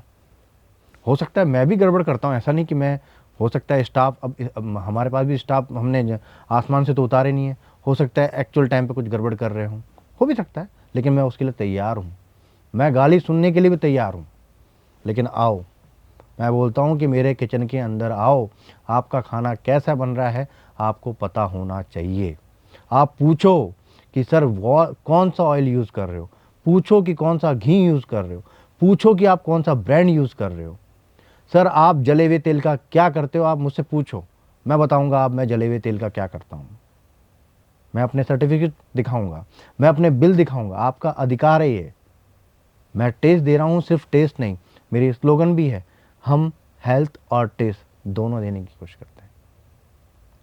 अगर आपका शरीर ही खराब हो जाएगा तो इस पैसे का मैं क्या करूँगा बताओ। क्या बात है, बहुत बहुत बढ़िया बात बोली। मैं एक बार ऑडियंस को बता रहा हूँ ये, इंदौर में शेफ हुपीस किचन है, मैं वहाँ गया हूँ, 3 से 4 बार गया हूँ मैं। इनके यहाँ पे ना ग्लास लगा हुआ है, आपके यहाँ पे ट्रांसपेरेंट ग्लास लगा हुआ है, ओपन है किचन, मतलब आप देख सकते हैं खड़े होकर के जब आपका खाना बन रहा है। और ये बात वाकई में बहुत ज़्यादा अद्भुत है। ये मैंने इंदौर में बहुत कम जगहों पर देखा है, मैंने आपके यहाँ पर देखा है, 1-2 होटल और हैं वहाँ देखा है मैंने, बाकी सब जगह पर सिस्टम वही है, visitors are not allowed, only staff entry. तो ये बात आपने जो बोली ना, मतलब सल्यूट है आपको, आप ज़बरदस्त बात बोली आपने। मैं तो ये चाह रहा हूँ सर, अभी अभी प्रॉपर्टी थोड़ी छोटी है, मेरे पास इतनी जगह नहीं थी, वरना मैं तो पूरा उसको स्लाइड कांच लगा देता, प्रॉपर उसमें कैमरे लगाता और बाहर स्क्रीन लगाता। मेरे पास इतनी जगह नहीं है। आने वाले जो फ्यूचर्स में मेरे रेस्टोरेंट खुलेंगे, मैं उसमें पूरे कैमरे लगेंगे मेरे रेस्टोरेंट के अंदर, आपका खाना कैसे बन रहा है, कौन सा कपड़ा यूज़ किया है, कहाँ हाथ लगा रहा है शेफ़, उसने दस्ताने पहने नहीं पहने हैं, उसने मास्क लगाया नहीं लगाया, उसने कैप लगाई नहीं लगाई, सब चीज़ों आपको पता होनी चाहिए। खाना टेस्टी है या नहीं है सेकेंडरी थिंग है, पहले हेल्थ होनी चाहिए, ये मेरा मानना है। बहुत बढ़िया, बहुत इसलिए बढ़िया। थोड़ा सा मेरे को वक्त लग रहा है अभी, ठीक है। अभी मेरी कॉस्ट बहुत हाई चली जाती है, क्यों? क्योंकि मेरे को अच्छे ब्रांड का लेना होता है, मार्केट में कम्पीट करना होता है। लेकिन मुझे ऐसा लगता है कि लोग समझेंगे और समझ भी रहे हैं, जो मेरे पास आ रहे हैं कस्टमर्स आ रहे हैं वो समझ रहे हैं सर कुछ ना कुछ अलग चीज़ है सर। वो खाने के साथ हाइजीन की और ब्रांड की और चीज़ों की बात कर रहे हैं लोग। तो मेरे को लग रहा है लोग एजुकेट हो रहे हैं। मुझे थोड़ा वक्त लगेगा, मुझे कोई जल्दी भी नहीं है और कोई दिक्कत नहीं है, मैं फेल भी हो जाऊंगा, मुझे कोई प्रॉब्लम भी नहीं है। लेकिन मैं अपने अपने जो मेरा जो धर्म है, मेरा खाना बनाना, एक अच्छा खाना बनाना, एक हेल्दी खाना बनाना, वो मैं छोड़ने वाला नहीं हूँ। चाहे इस मार्केट, ये मेरे को मार्केट लात मार के फेंक दे, लेकिन मैं तो यही काम करूँगा, ये मेरा प्रतिज्ञा है। अमेजिंग। एक सवाल मेरे मन में आया, स्टूडेंट जो होता है, बहुत सारे जो है, आप देखेंगे हम इंदौर शहर में अभी है, स्टूडेंट बहुत सारे होते हैं जो बाहर के खाने पर ही डिपेंड करते हैं, या फिर ऐसे बैचलर्स होते हैं जो जॉब कर रहे हैं, लड़के हैं लड़कियां हैं जो अपनी फैमिली को छोड़ कर यहाँ पर रह रहे हैं, वो लोग भी कहीं ना कहीं 100% बाहर के खाने पर डिपेंड करते हैं। और वही बात आ जाती है घूम फिर के कि पैसा। पैसा, सस्ता खाना मिल जाए। तो मेरे लिए उनके लिए एक एडवाइस है कि आप रेगुलर खाना खाइए, ऐसी जगह खाइए, कोई टिफ़िन सेंटर लगाइए जो घर में आजकल खाना बना रहे हैं लोग, तो उनका आप खाना ले सकते हैं बजाय रेस्टोरेंट से खाना लेना। ग्रेवीज़ के खाने को अवॉइड कीजिए रेगुलर खाने के लिए। देखिए ग्रेवी का, देखिए मैं खुद खाना बना रहा हूँ ग्रेवी का और मैं खुद बोल रहा हूँ कि अवॉइड कीजिए। कितनी बड़ी अजीब सी बात नहीं हो गई है? हाँ। मैं अपने ही धंधे के बारे में उल्टा बोल रहा हूँ। हाँ। लेकिन मैं ये बोलता हूँ, मैं आपको बिल्कुल नहीं बोलूँगा आप डेली ग्रेवी खाइए, कि ठीक है? कि ग्रेवीज़ के अंदर बहुत ज़्यादा मसाले होते हैं, बहुत ज़्यादा तेल होता है और कभी कभी खाना चाहिए। कुछ सब्जियां ऐसी होती हैं जो बिना ग्रेवी की बनती हैं, उनको आप खा सकते हैं। उन रेस्टोरेंट को चूज़ कीजिए जो क्या कहते हैं फ्रेश ग्रेवीज़ बना रहे हैं, बहुत लंबे टाइम तक नहीं रखते हैं। उनका आपको पता लग जाएगा। आप खाना खाएंगे, आपका अगले दिन पेट बिल्कुल अपसेट नहीं होता है, तो वो रेस्टोरेंट होटल अच्छा काम कर रहा है मेरे हिसाब से। और आप क्या कहते हैं, अगर उसके मसाले बहुत तेज़ हैं और बेसिकली जब कोई चीज़ ख़राब होती है हमारी इंडस्ट्री के अंदर, तो उसके अंदर गरम मसाला दबा के डाल दिया जाता है, उसके अंदर लहसुन अदरक का इतना ज़बरदस्त तड़का लगाया जाता है कि उसकी बदबू ही मिट जाती है। आपको सबसे पहले आती है लहसुन की स्मेल, वाह, आप बोलते हैं मज़ा आ गया साहब, लेकिन वो होती ग्रेवी ख़राब है। तो भैया आज से खाना खाना बंद कर दे, बाहर का तो बहुत खाता है खाना। एक ऐसे ही मतलब ये बहुत इनलाइटमेंट जैसा है मेरे लिए, मतलब होता है ना, ऐसे आत्मचेतना, मेरी जागृति हो रही है आपसे बात करके, इतना कुछ मुझे मालूम पड़ रहा है। तो एक ये पर्सनल क्वेश्चन फिर से, एक ये मेरी बीवी को पानी पूरी खाना बहुत पसंद है, जगह जगह उसके फिक्स है पानी पूरी खाएंगे हम। अच्छा, मेरे साथ ऐसा है कि मैं पानी पूरी खाता नहीं हूँ। मैंने जब भी कभी एक दो बार पानी पूरी खाई तो मैंने रियलाइज़ करा कि उससे ना मेरा पेट गड़बड़ा जाता है, तो मैं आई अवॉइड। तो पानी पूरी कैसा फूड है, अच्छा है, हेल्दी है, कैसा है? देखिए पता नहीं, मुझे तो रेटों का इतना पता नहीं है। 10 रुपये की, 20 रुपये, 20 रुपये की मिलती होगी हाँ। पे, तो 4 या 5 मिलती है। अब देखिए आलू भी आ रहा है, पानी पूरी भी आ रही है जो कि तेल में फ्राई है, उसके बाद में पानी भी है, फिर लेबर भी है, फिर रेंट भी है, ठीक है। फिर जो पानी है इतना हरा कैसे होता है? हरा हो ही नहीं सकता सर। हरा कलर यूज़ किया जाता है। अब आप बोलेंगे कि सर हरा कलर तो क्या कहते हैं, कुछ हेल्दी एडिबल कलर भी होते हैं, वो यूज़ करते हैं, केक वेक में यूज़ करते हैं, लेकिन वो बहुत महंगे आते हैं। वो आपके धनिया पुदीना से तो बहुत महंगा आता है, तो आप उस कलर को तो यूज़ करोगे नहीं। आप लोगे 50 रुपये की डब्बी, एक 50 रुपये की डब्बी आती है, उससे 20 बाल्टियाँ हरी हो जाएगी आपकी, 20 बाल्टियाँ। वो कॉज ऑफ कैंसर है। अगर किसी होटल रेस्टोरेंट के अंदर छापा पड़ता है, अगर वो मिल गया तो वो बैन है। उसका यूज़ किया जाता है धड़ल्ले से। लाल मिर्च आती है 1000 रुपये किलो, कश्मीरी मिर्च, लेकिन वो जो एक आता है बुश कंपनी का आता है, रेड कलर का, orange red colour, basically orange red colour use किया जाता है, और उसके साथ में एक हरा कलर यूज़ किया जाता है, चटनियों में यूज़ किया जाता है, ठीक है। वो इसलिए भी किया जाता है कि चटनी काली ना पड़े। तो हरा धनिया और हरी मिर्च को अगर बहुत ज़्यादा क्वांटिटी में डालते हैं तो एक तो क्या कहते हैं, उसका कलर डार्क होने लग जाता है, तो उसके कलर को बचाने के लिए उसको कम डाल के वो कलर यूज़ किया जाता है। दूसरा, इमली बहुत महंगी आती है। आपको 20 रुपये की 4 पताशी भी तो खिलानी है मेरे को, तो मैं क्या डालूंगा? मैं सिट्रिक एसिड डालूंगा सर। और मैंने इमली डाली, आप बोलोगे मज़ा नहीं आया यार, ये वाला अच्छा नहीं है, वो वाला अच्छा है, उसमें मज़ा आता है यार, इसमें मज़ा नहीं आ रहा है। क्यों? सिट्रिक एसिड करंट मारता है एकदम से, ओके। एक किक मारता है आपके उसमें। इमली आपको पसंद नहीं आएगी एकदम से। वो बेचारा वो इमली का इतना महंगा पानी बना के आपको दे रहा है, मज़ा नहीं आया इसमें यार, उसी के पास जाएंगे हम तो लोगों का टेस्ट भी बन गया है वैसा। सिट्रिक एसिड खाया जा सकता है, लेकिन इतनी ज़्यादा क्वांटिटी में नहीं खाया जा सकता। ऐसा नहीं बोल रहा हूँ कि ये बिल्कुल ही बैन है, लेकिन थोड़ी बहुत क्वांटिटी होती है, एक सर्टन अमाउंट होता है। अब जैसे अजीनोमोटो होता है, मोनोसोडियम ग्लूमेट, वो चाइनीज़ रेसिपीज़ में यूज़ किया जाता है, और होटल और रेस्टोरेंट्स के अंदर और कहीं पे भी एफएसआई के नॉर्म्स के हिसाब से आप उसको यूज़ नहीं कर सकते हो, नहीं कर सकते आप इसको यूज़। क्यों? क्योंकि आप जब उसको डालोगे तो आपको अंदाज़ा नहीं बनेगा कि आप कितना डाल रहे हो। एक सर्टन अमाउंट ही आप उसको कंज्यूम कर सकते हो। तो होटल और रेस्टोरेंट और जितने भी जहाँ पे क्या कहते हैं ऑडिट्स होती है, वहाँ पे एरोमेट पाउडर का इस्तेमाल किया जाता है इसकी जगह। उसमें भी एमएसजी होती है, लेकिन एक सर्टन अमाउंट में होती है। आप ज़्यादा डाल ही नहीं सकते, क्यों? ज़्यादा डालोगे नमक तेज हो जाएगा ना। लेकिन यहाँ पे तो कोई है ही नहीं। अजीनोमोटो अगर बगैर खाना मिल जाएगा, एक उमामी टेस्ट डेवलप होता है उससे, एक छठी इंद्री हमारी वो होती है, छठा एक टेस्ट जिसको बोलते हैं उमामी टेस्ट, वो डेवलप होता है। एक ये मोनोसोडियम ग्लूमेट है, वैसे अजीनोमोटो एक कंपनी का नाम है, ओके। वैसे नाम इसका मोनोसोडियम ग्लूमेट होता है। तो ये क्या कहते हैं, एक उमामी टेस्ट के लिए डेवलप किया जाता है, लेकिन एक सर्टन अमाउंट में आप खा सकते हो। लेकिन सर्टन अमाउंट में डालता कौन है?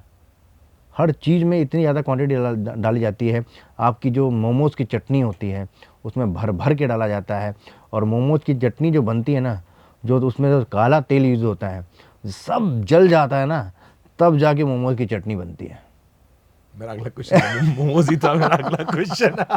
और आप पता नहीं कर सकते हो, ये गारंटी है मेरी। जब तक आप लैब टेस्ट नहीं करवाओगे, आपको पता ही नहीं चलेगा कि ये जले हुए तेल से बनी हुई है। तो मोमोज की जो लाल चटनी होती है इसकी बात हो रही है? हाँ, वो अब सोचो, वो जो मोमोज वाले फ्राई कर रहे हैं तेल को, इतना महंगा तेल आता है, ठीक है। वैसे इतना महंगा तेल यूज़ नहीं करते वो लोग, सबसे सस्ता तेल यूज़ करते हैं। वो तेल को फेंकेंगे तो नहीं, जब बिल्कुल काला हो जाएगा ना, तो कैसे यूज़ करेंगे उसको? तो वो करेंगे, उसमें डालेंगे मिर्ची का पेस्ट और लहसुन चॉप करके डाल देंगे, और उसकी बनाएंगे एक लाल वाली मिर्ची, जिसको चटकारेदार के आप खाओगे, आप बोलेंगे मज़ा आ गया यार। सुन रही हो तुम? मोमोज खिला दो मुझे, पानी पूरी खिला दो मुझे, ये है सच्चाई। लेकिन देखिए, मैं फिर से एक बात बोलना चाहूँगा कि इसमें क्या हो रहा है कि ये सब लोगों के लिए नहीं है कि लोग बहुत ऐसे, मैं बहुत से लोगों को देख रहा हूँ बहुत अच्छा काम कर रहे हैं, आज की नई जनरेशन के बहुत अच्छा काम कर रहे हैं, लेकिन उनका यही रहता है सर आते ही नहीं है कस्टमर, थोड़ी सी अब अच्छा क्वालिटी दे रहे हैं तो हमको थोड़ी सी रेट बढ़ानी पड़ती है, लोग ही नहीं आते हैं, आते ही नहीं है लोग, उनको 50 रुपये का ही चाहिए। और या तो फिर वो क्या कहते हैं लग्जरी वाले जाते हैं, जिनको 1000 रुपये का मोमोज खाते हैं वो लोग, वो तो भाई लग्जरी में चला गया ना, या तो 50 रुपये वाले खा रहे हैं या फिर क्या कहते हैं वो 1000 रुपये वाले खा रहे हैं। जो मिडिल हैं जो अच्छा काम कर रहे हैं उनके पास कस्टमर ही नहीं आ रहे हैं, क्योंकि कस्टमर एजुकेट नहीं हो रहे हैं। जब तक मैं हमेशा अपने इंटरव्यूज़ के अंदर कस्टमर्स को और ऑडियंस को एजुकेट करने की बात करता हूँ। आप एजुकेट होइए, आप ये देखिए कि भाई आपका खाना कैसे बन रहा है, आप रेडी पे भी खाइए, ऐसा नहीं है, बहुत अच्छा काम करते हैं हमारे जयपुर में, बहुत अच्छे वो हैं, बहुत अच्छा काम कर रहे हैं, बहुत हाइजीन से काम करते हैं वो लोग, देखिए उनका तरीका तो देखिए, हमको पता लग जाएगा, खाइए वहाँ पे खाना, क्या दिक्कत है। आपने रेडी की बात करी, आपने स्ट्रीट की बात करी, तो इंदौर को ऐसा कहते हैं Indore is the food capital of India. Indore में आपको हर जगह पे खाना ही खाना मिलेगा। आप जब इंदौर पहली बार आए होंगे तो आपने किसी से कहा होगा कि मुझे कहीं घुमाने ले चलो, तो लोगों ने आपसे कहा होगा यहाँ घूमते घूमते नहीं, यहाँ पे हम खाते हैं, यहाँ पे 24 घंटे खाने वाला कार्यक्रम जो है वो चालू रहता है। तो इंदौर का स्ट्रीट फूड ट्राई करा आपने?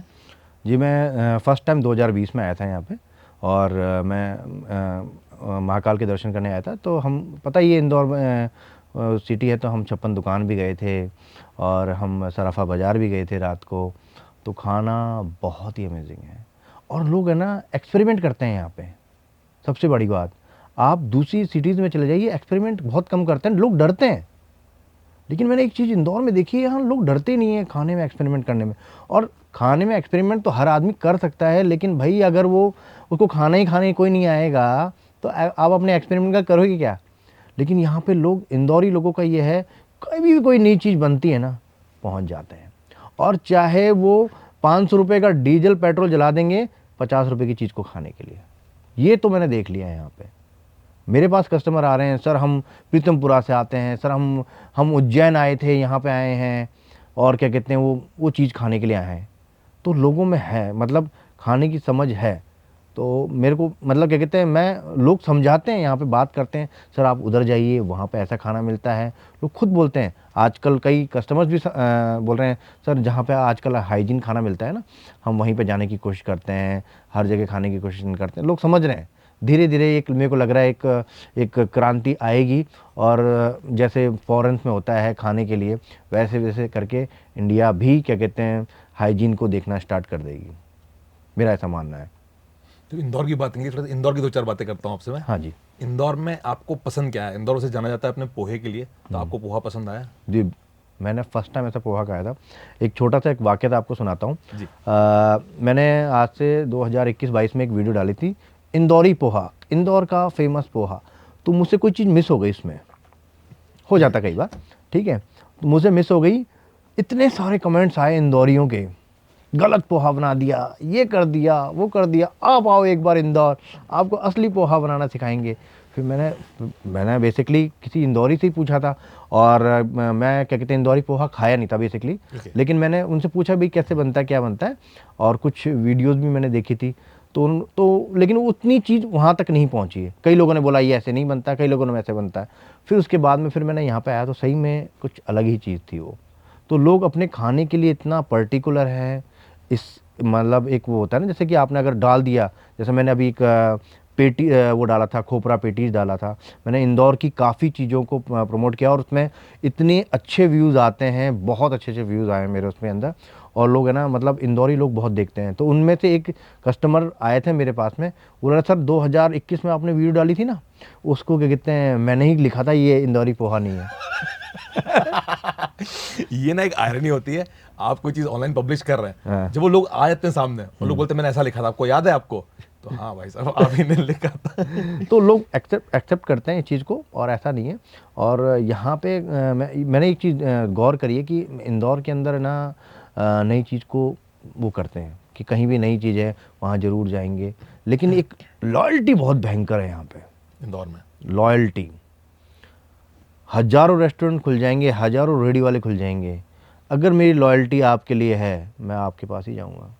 आप मतलब यहाँ पे किसी कस्टमर को तोड़ना बहुत बड़ा टास्क है, बहुत बड़ा टास्क। ये और शहरों में नहीं है, अच्छा, मेरे को ऐसा लगता है कि, लेकिन क्योंकि ना हर चीज़ का एक वो है कि कचौरी वहाँ की फेमस मिलेगी, जलेबी वहाँ की फेमस मिलेगी, पोहा वहाँ का फेमस मिलेगा, हर आदमी बोलता है, बातें करता है यहाँ पे, मिठाई जाओ वहाँ जाओ, और अब उसका टेस्ट अच्छा नहीं है सर, अब उधर मत जाना, ऐसा और बोलेंगे। अब नहीं है सर, वो 10 साल पहले अच्छा था, अब अच्छा नहीं है, अब मत जाना वहाँ पे। इंदौर का आदमी बहुत पर्टिकुलर है, फूड को हाँ, लेकर कुछ ज्यादा ही दीवानापन है इंदौर पता का। नहीं, मतलब मेरे को समझ, बातें करते हैं लोग यहाँ पे खाने के बारे में। हाँ, मैंने ऐसी, मतलब कोई बात नहीं कर, जैसे अब ये मैं जयपुर में जाऊँगा या दिल्ली में जाऊँगा, हाँ यार वो वहाँ पे चलते हैं, बस इतना, इतनी बात होगी। और नहीं, हम वहाँ जाएंगे, मैं खुद घूमा हुआ हूँ, मतलब एक खिचड़ी खाने के लिए मैं इतनी दूर चला गया, एक खोपरा पीढ़ी खाने के लिए मैं 56 दुकान चला गया। तो मतलब एक वो है, टेस्ट के लिए लोग मरते हैं यहाँ पे, ये चीज़ तो मैंने बहुत ज़्यादा ऑब्जर्व करी है। तो आपका भविष्य उज्जवल है यहाँ पे।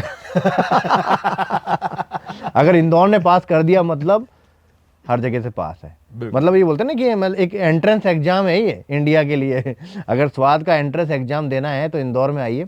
अगर इंदौर वासियों ने अगर आपको पास कर दिया ना, तो आप कहीं भी फेल नहीं होंगे, ये मेरा मानना है। क्या बात है, ये जो है अप्रिसिएशन है इंदौर वालों के लिए कि इंदौर वाले, आपने अगर फूड पास कर दिया तो पूरे भारत में, पूरी दुनिया में फूड वो पास है। पास हो जाएगा। क्या बात है, और स्वयं शेफ बोल रहे हैं वाली बात।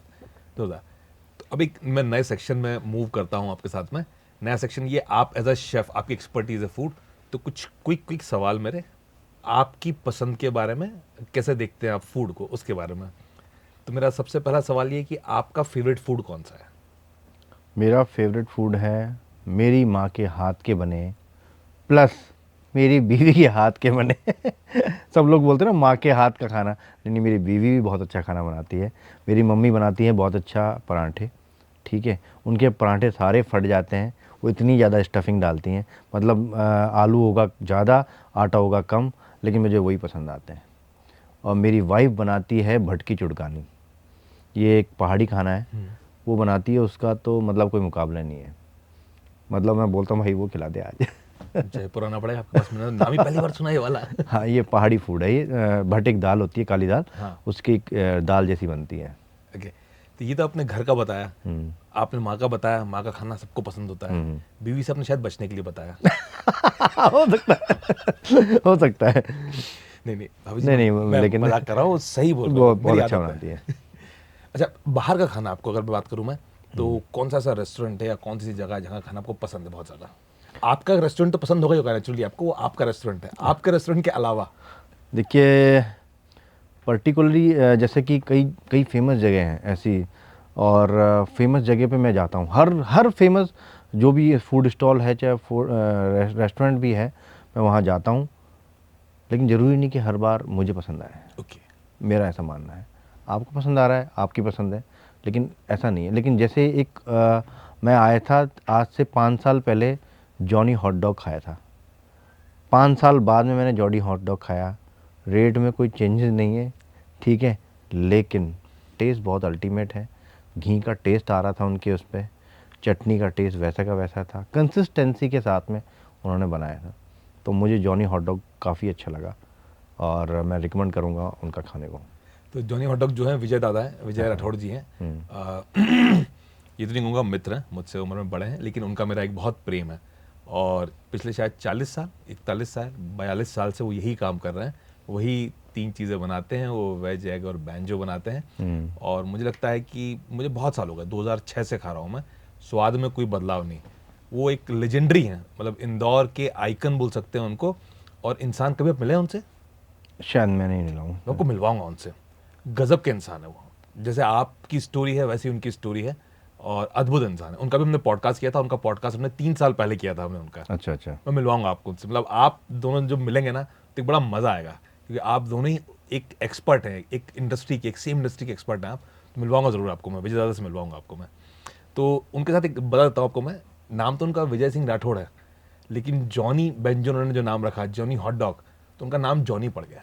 अच्छा अच्छा। हर कोई आता था जॉनी, जॉनी भैया, जॉनी भैया, जॉनी भैया। तो ये भी एक चीज़ है कि आपका नाम ही बदल गया, आपके प्रोडक्ट की वजह से नाम बदल गया, तो ये उन्होंने कमाया है। तो इंदौर में आपको जॉनी हॉट डॉग पसंद आया। हाँ। और आपकी पर्सनल फेवरेट दाल कौन सी है, फेवरेट सब्जी कौन सी है आपकी पर्सनल फेवरेट? मेरी पर्सनल तो है भटकी चुड़कानी, आपको बताया था, और एक होती है क्या कहते हैं दाल बाटी के साथ में एक पंचमेल दाल मिलती है, वो मुझे बहुत पसंद है। अच्छा। अब बेसिकली क्या होता है कि नाम क्या था, खोले के हनुमान जी जयपुर में एक जगह है, वहाँ पे भंडारे लगते हैं, वहाँ पे सवा मणि बोला जाता है। तो सवा मणि में वहाँ पे दाल बाटी चूरमा मिलता है। वो अगर आपने करा है तो 100% आऊँगा, चाहे कितना बिजी हूँ। वहाँ पे पता नहीं स्वाद इतना गज़ब आता है, पानी का है क्या है, या मतलब वहाँ के एनवायरनमेंट का है, या भोग लगता है, इतना गजब का टेस्ट, बहुत ही अल्टीमेट। मैं बोल रहा हूँ कि कैसे भी आपको मौका मिले ना, तो खोले के हनुमान जी जाके वहाँ की दाल बाटी चूरमा आप खा के आइए, मज़ा आ जाएगा आपको, आत्मा तृप्त हो जाएगी। पता नहीं भूख भूख सी, तो आपसे बात करने के बाद भूखी भूख लग रही है इतनी, खाना भी हमको मंगवाना चाहिए था मुझे लगता है। अच्छा, आपको सबसे ज़्यादा आपको किसी ने ऐसा कॉम्प्लीमेंट दिया हो जो आपको आज तक याद हो? तारीफ तो सब करते हैं आपकी, लेकिन कोई ऐसा कॉम्प्लीमेंट जो आपको याद रह गया हो? एक इंसिडेंट हुआ था, 2022 में कमेंट आया था, तो उसके बाद में मैंने उनको मेल आईडी भी दी थी। बेसिकली वो फ़ोन नंबर मांग रहे थे, मैं तो कमेंट में मैं अपना फ़ोन नंबर नहीं देता हूँ किसी को भी। तो मैंने बोला मेल आईडी कर लीजिए आप कर। तो बोले सर 2020 के अंदर हमारी जॉब चली गई थी उनकी किसी की, और उसके बाद में जॉब चली गई तो जॉब मिली नहीं दोबारा। आईटी सेक्टर से थे हम, तो हमने अपने एक ना कार्ट शुरू करी थी, सैंडविचेज़ और फास्ट फूड टाइप का, बर्गर वर्गर। पता नहीं शायद पुणे में था या बेंगलोर में, इतना मेरे को याद नहीं आ रहा।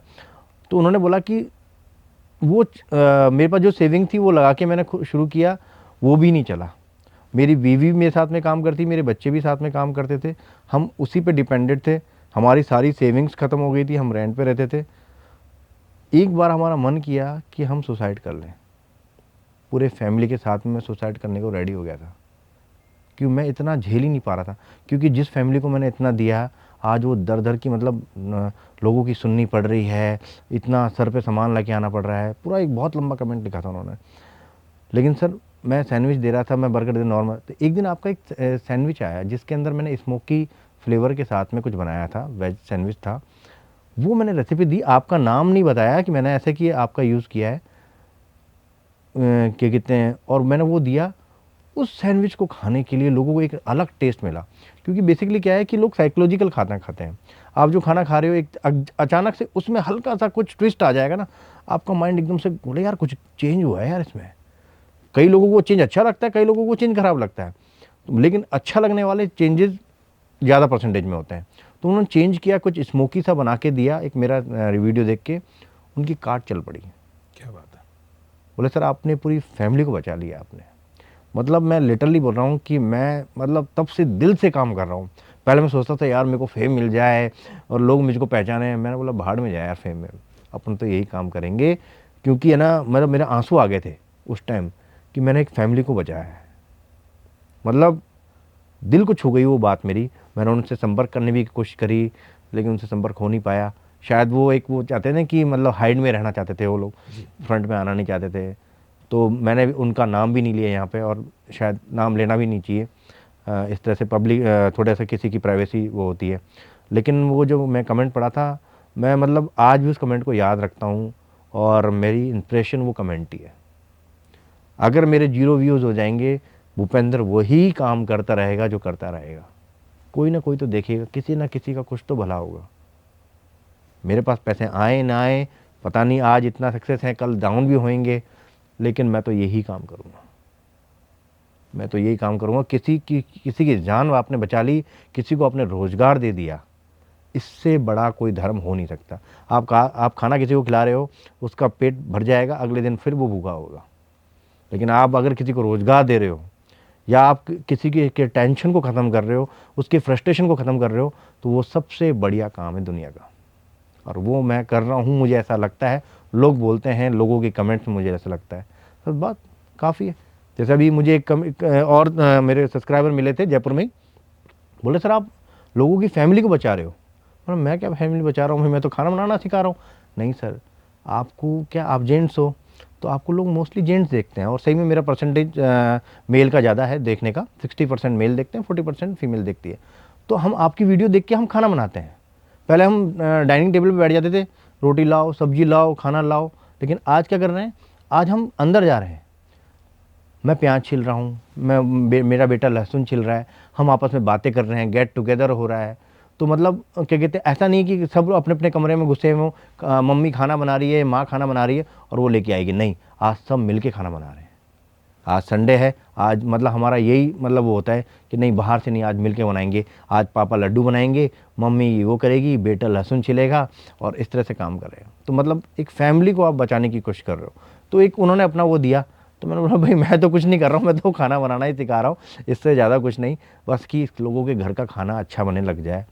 कई जैसे कमेंट आए, जैसे कि एक कमेंट था कि ना मेरे हस्बैंड और मेरा बेटा मेरे मेरे खाने को छूता ही नहीं था।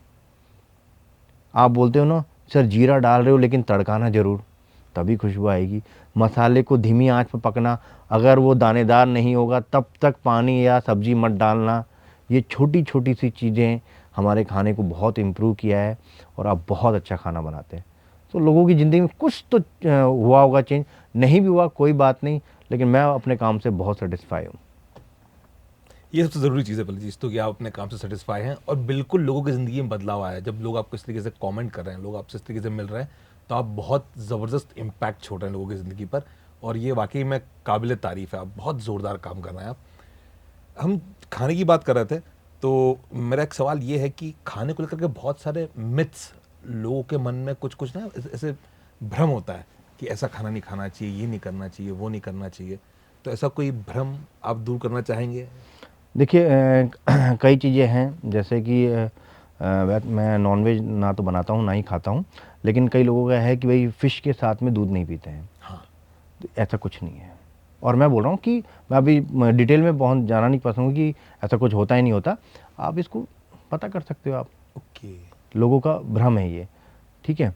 लोग तो फ़ॉरेन में तो यही खाते हैं, फ़िश के साथ ही सॉस बनते हैं, वो दूध के साथ ही बनते हैं, लोग नहीं खाते हैं। और कुछ भ्रम है और कुछ सही भी है उसके अंदर। और जैसे कि एक है कि दाल के ऊपर जब झाग आता है, उबालते हैं, तो बोलते हैं इससे यूरिक एसिड बढ़ता है। ऐसा कुछ नहीं होता, ओके। कोई यूरिक एसिड नहीं बढ़ता इससे।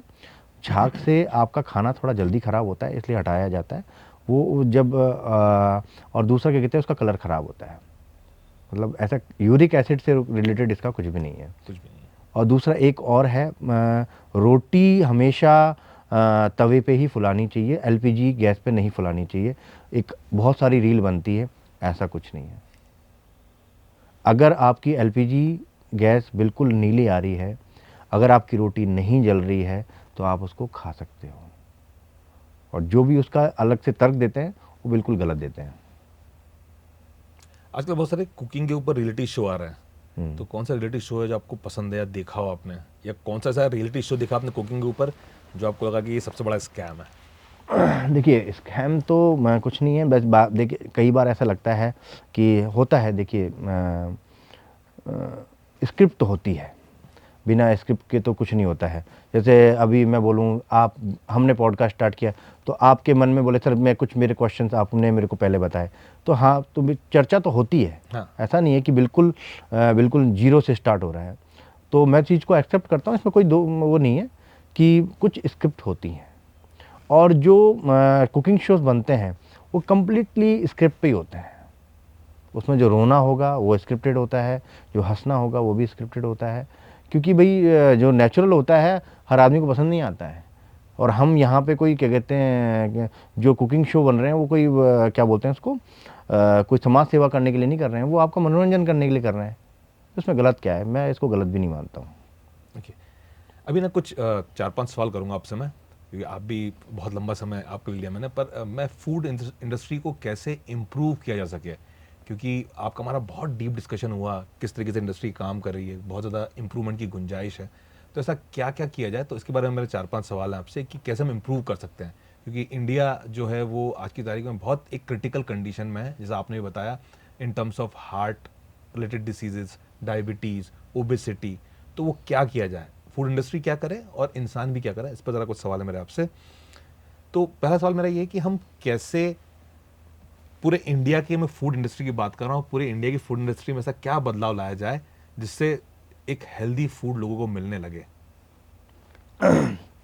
मेरा ऐसा मानना है कि हम जब भी खाना खाते हैं ना, तो हम उसकी न्यूट्रिशन वैल्यू को समझते ही नहीं हैं। ओके। आप खाना खाने बैठिए, 2 चीज़ें मिलती हैं आमतौर पे, तीसरी चीज़ आपको दिखा दो आप तो मालूम। घर में खाना खाने बैठेंगे हम, कोई भी, इवन हमारे भी, आज भी हम वो करते हैं। आप मम्मी पापा को भी बोलेंगे, उनको भी समझ में नहीं आती बातें। क्या मिलता है आपके सब्जी में, आपके थाली में क्या होता है?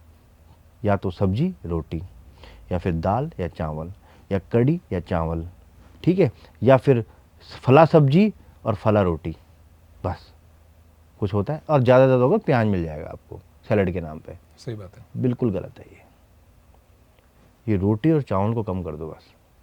ओके।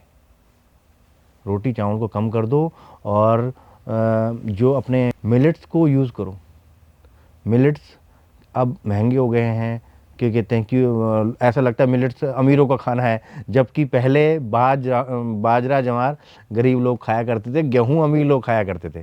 पहले गेहूं कम हुआ करता था, क्योंकि मुझे याद है हमारे पीछे कोई रहते थे, हमारे काफ़ी गरीब लोग थे, तो बोले गेहूं की रोटी जब है ना मेहमान आते हैं तभी बनती थी, और बाजरा ही बनेगा, क्योंकि बाजरा खेतों में उगता था, गेहूं खरीदना पड़ता था। ओके। अब उल्टा हो गया बिल्कुल, बाजरा कोई खाता नहीं है, लेकिन बाजरा मिलेट्स अपनी डाइट में शामिल कीजिए।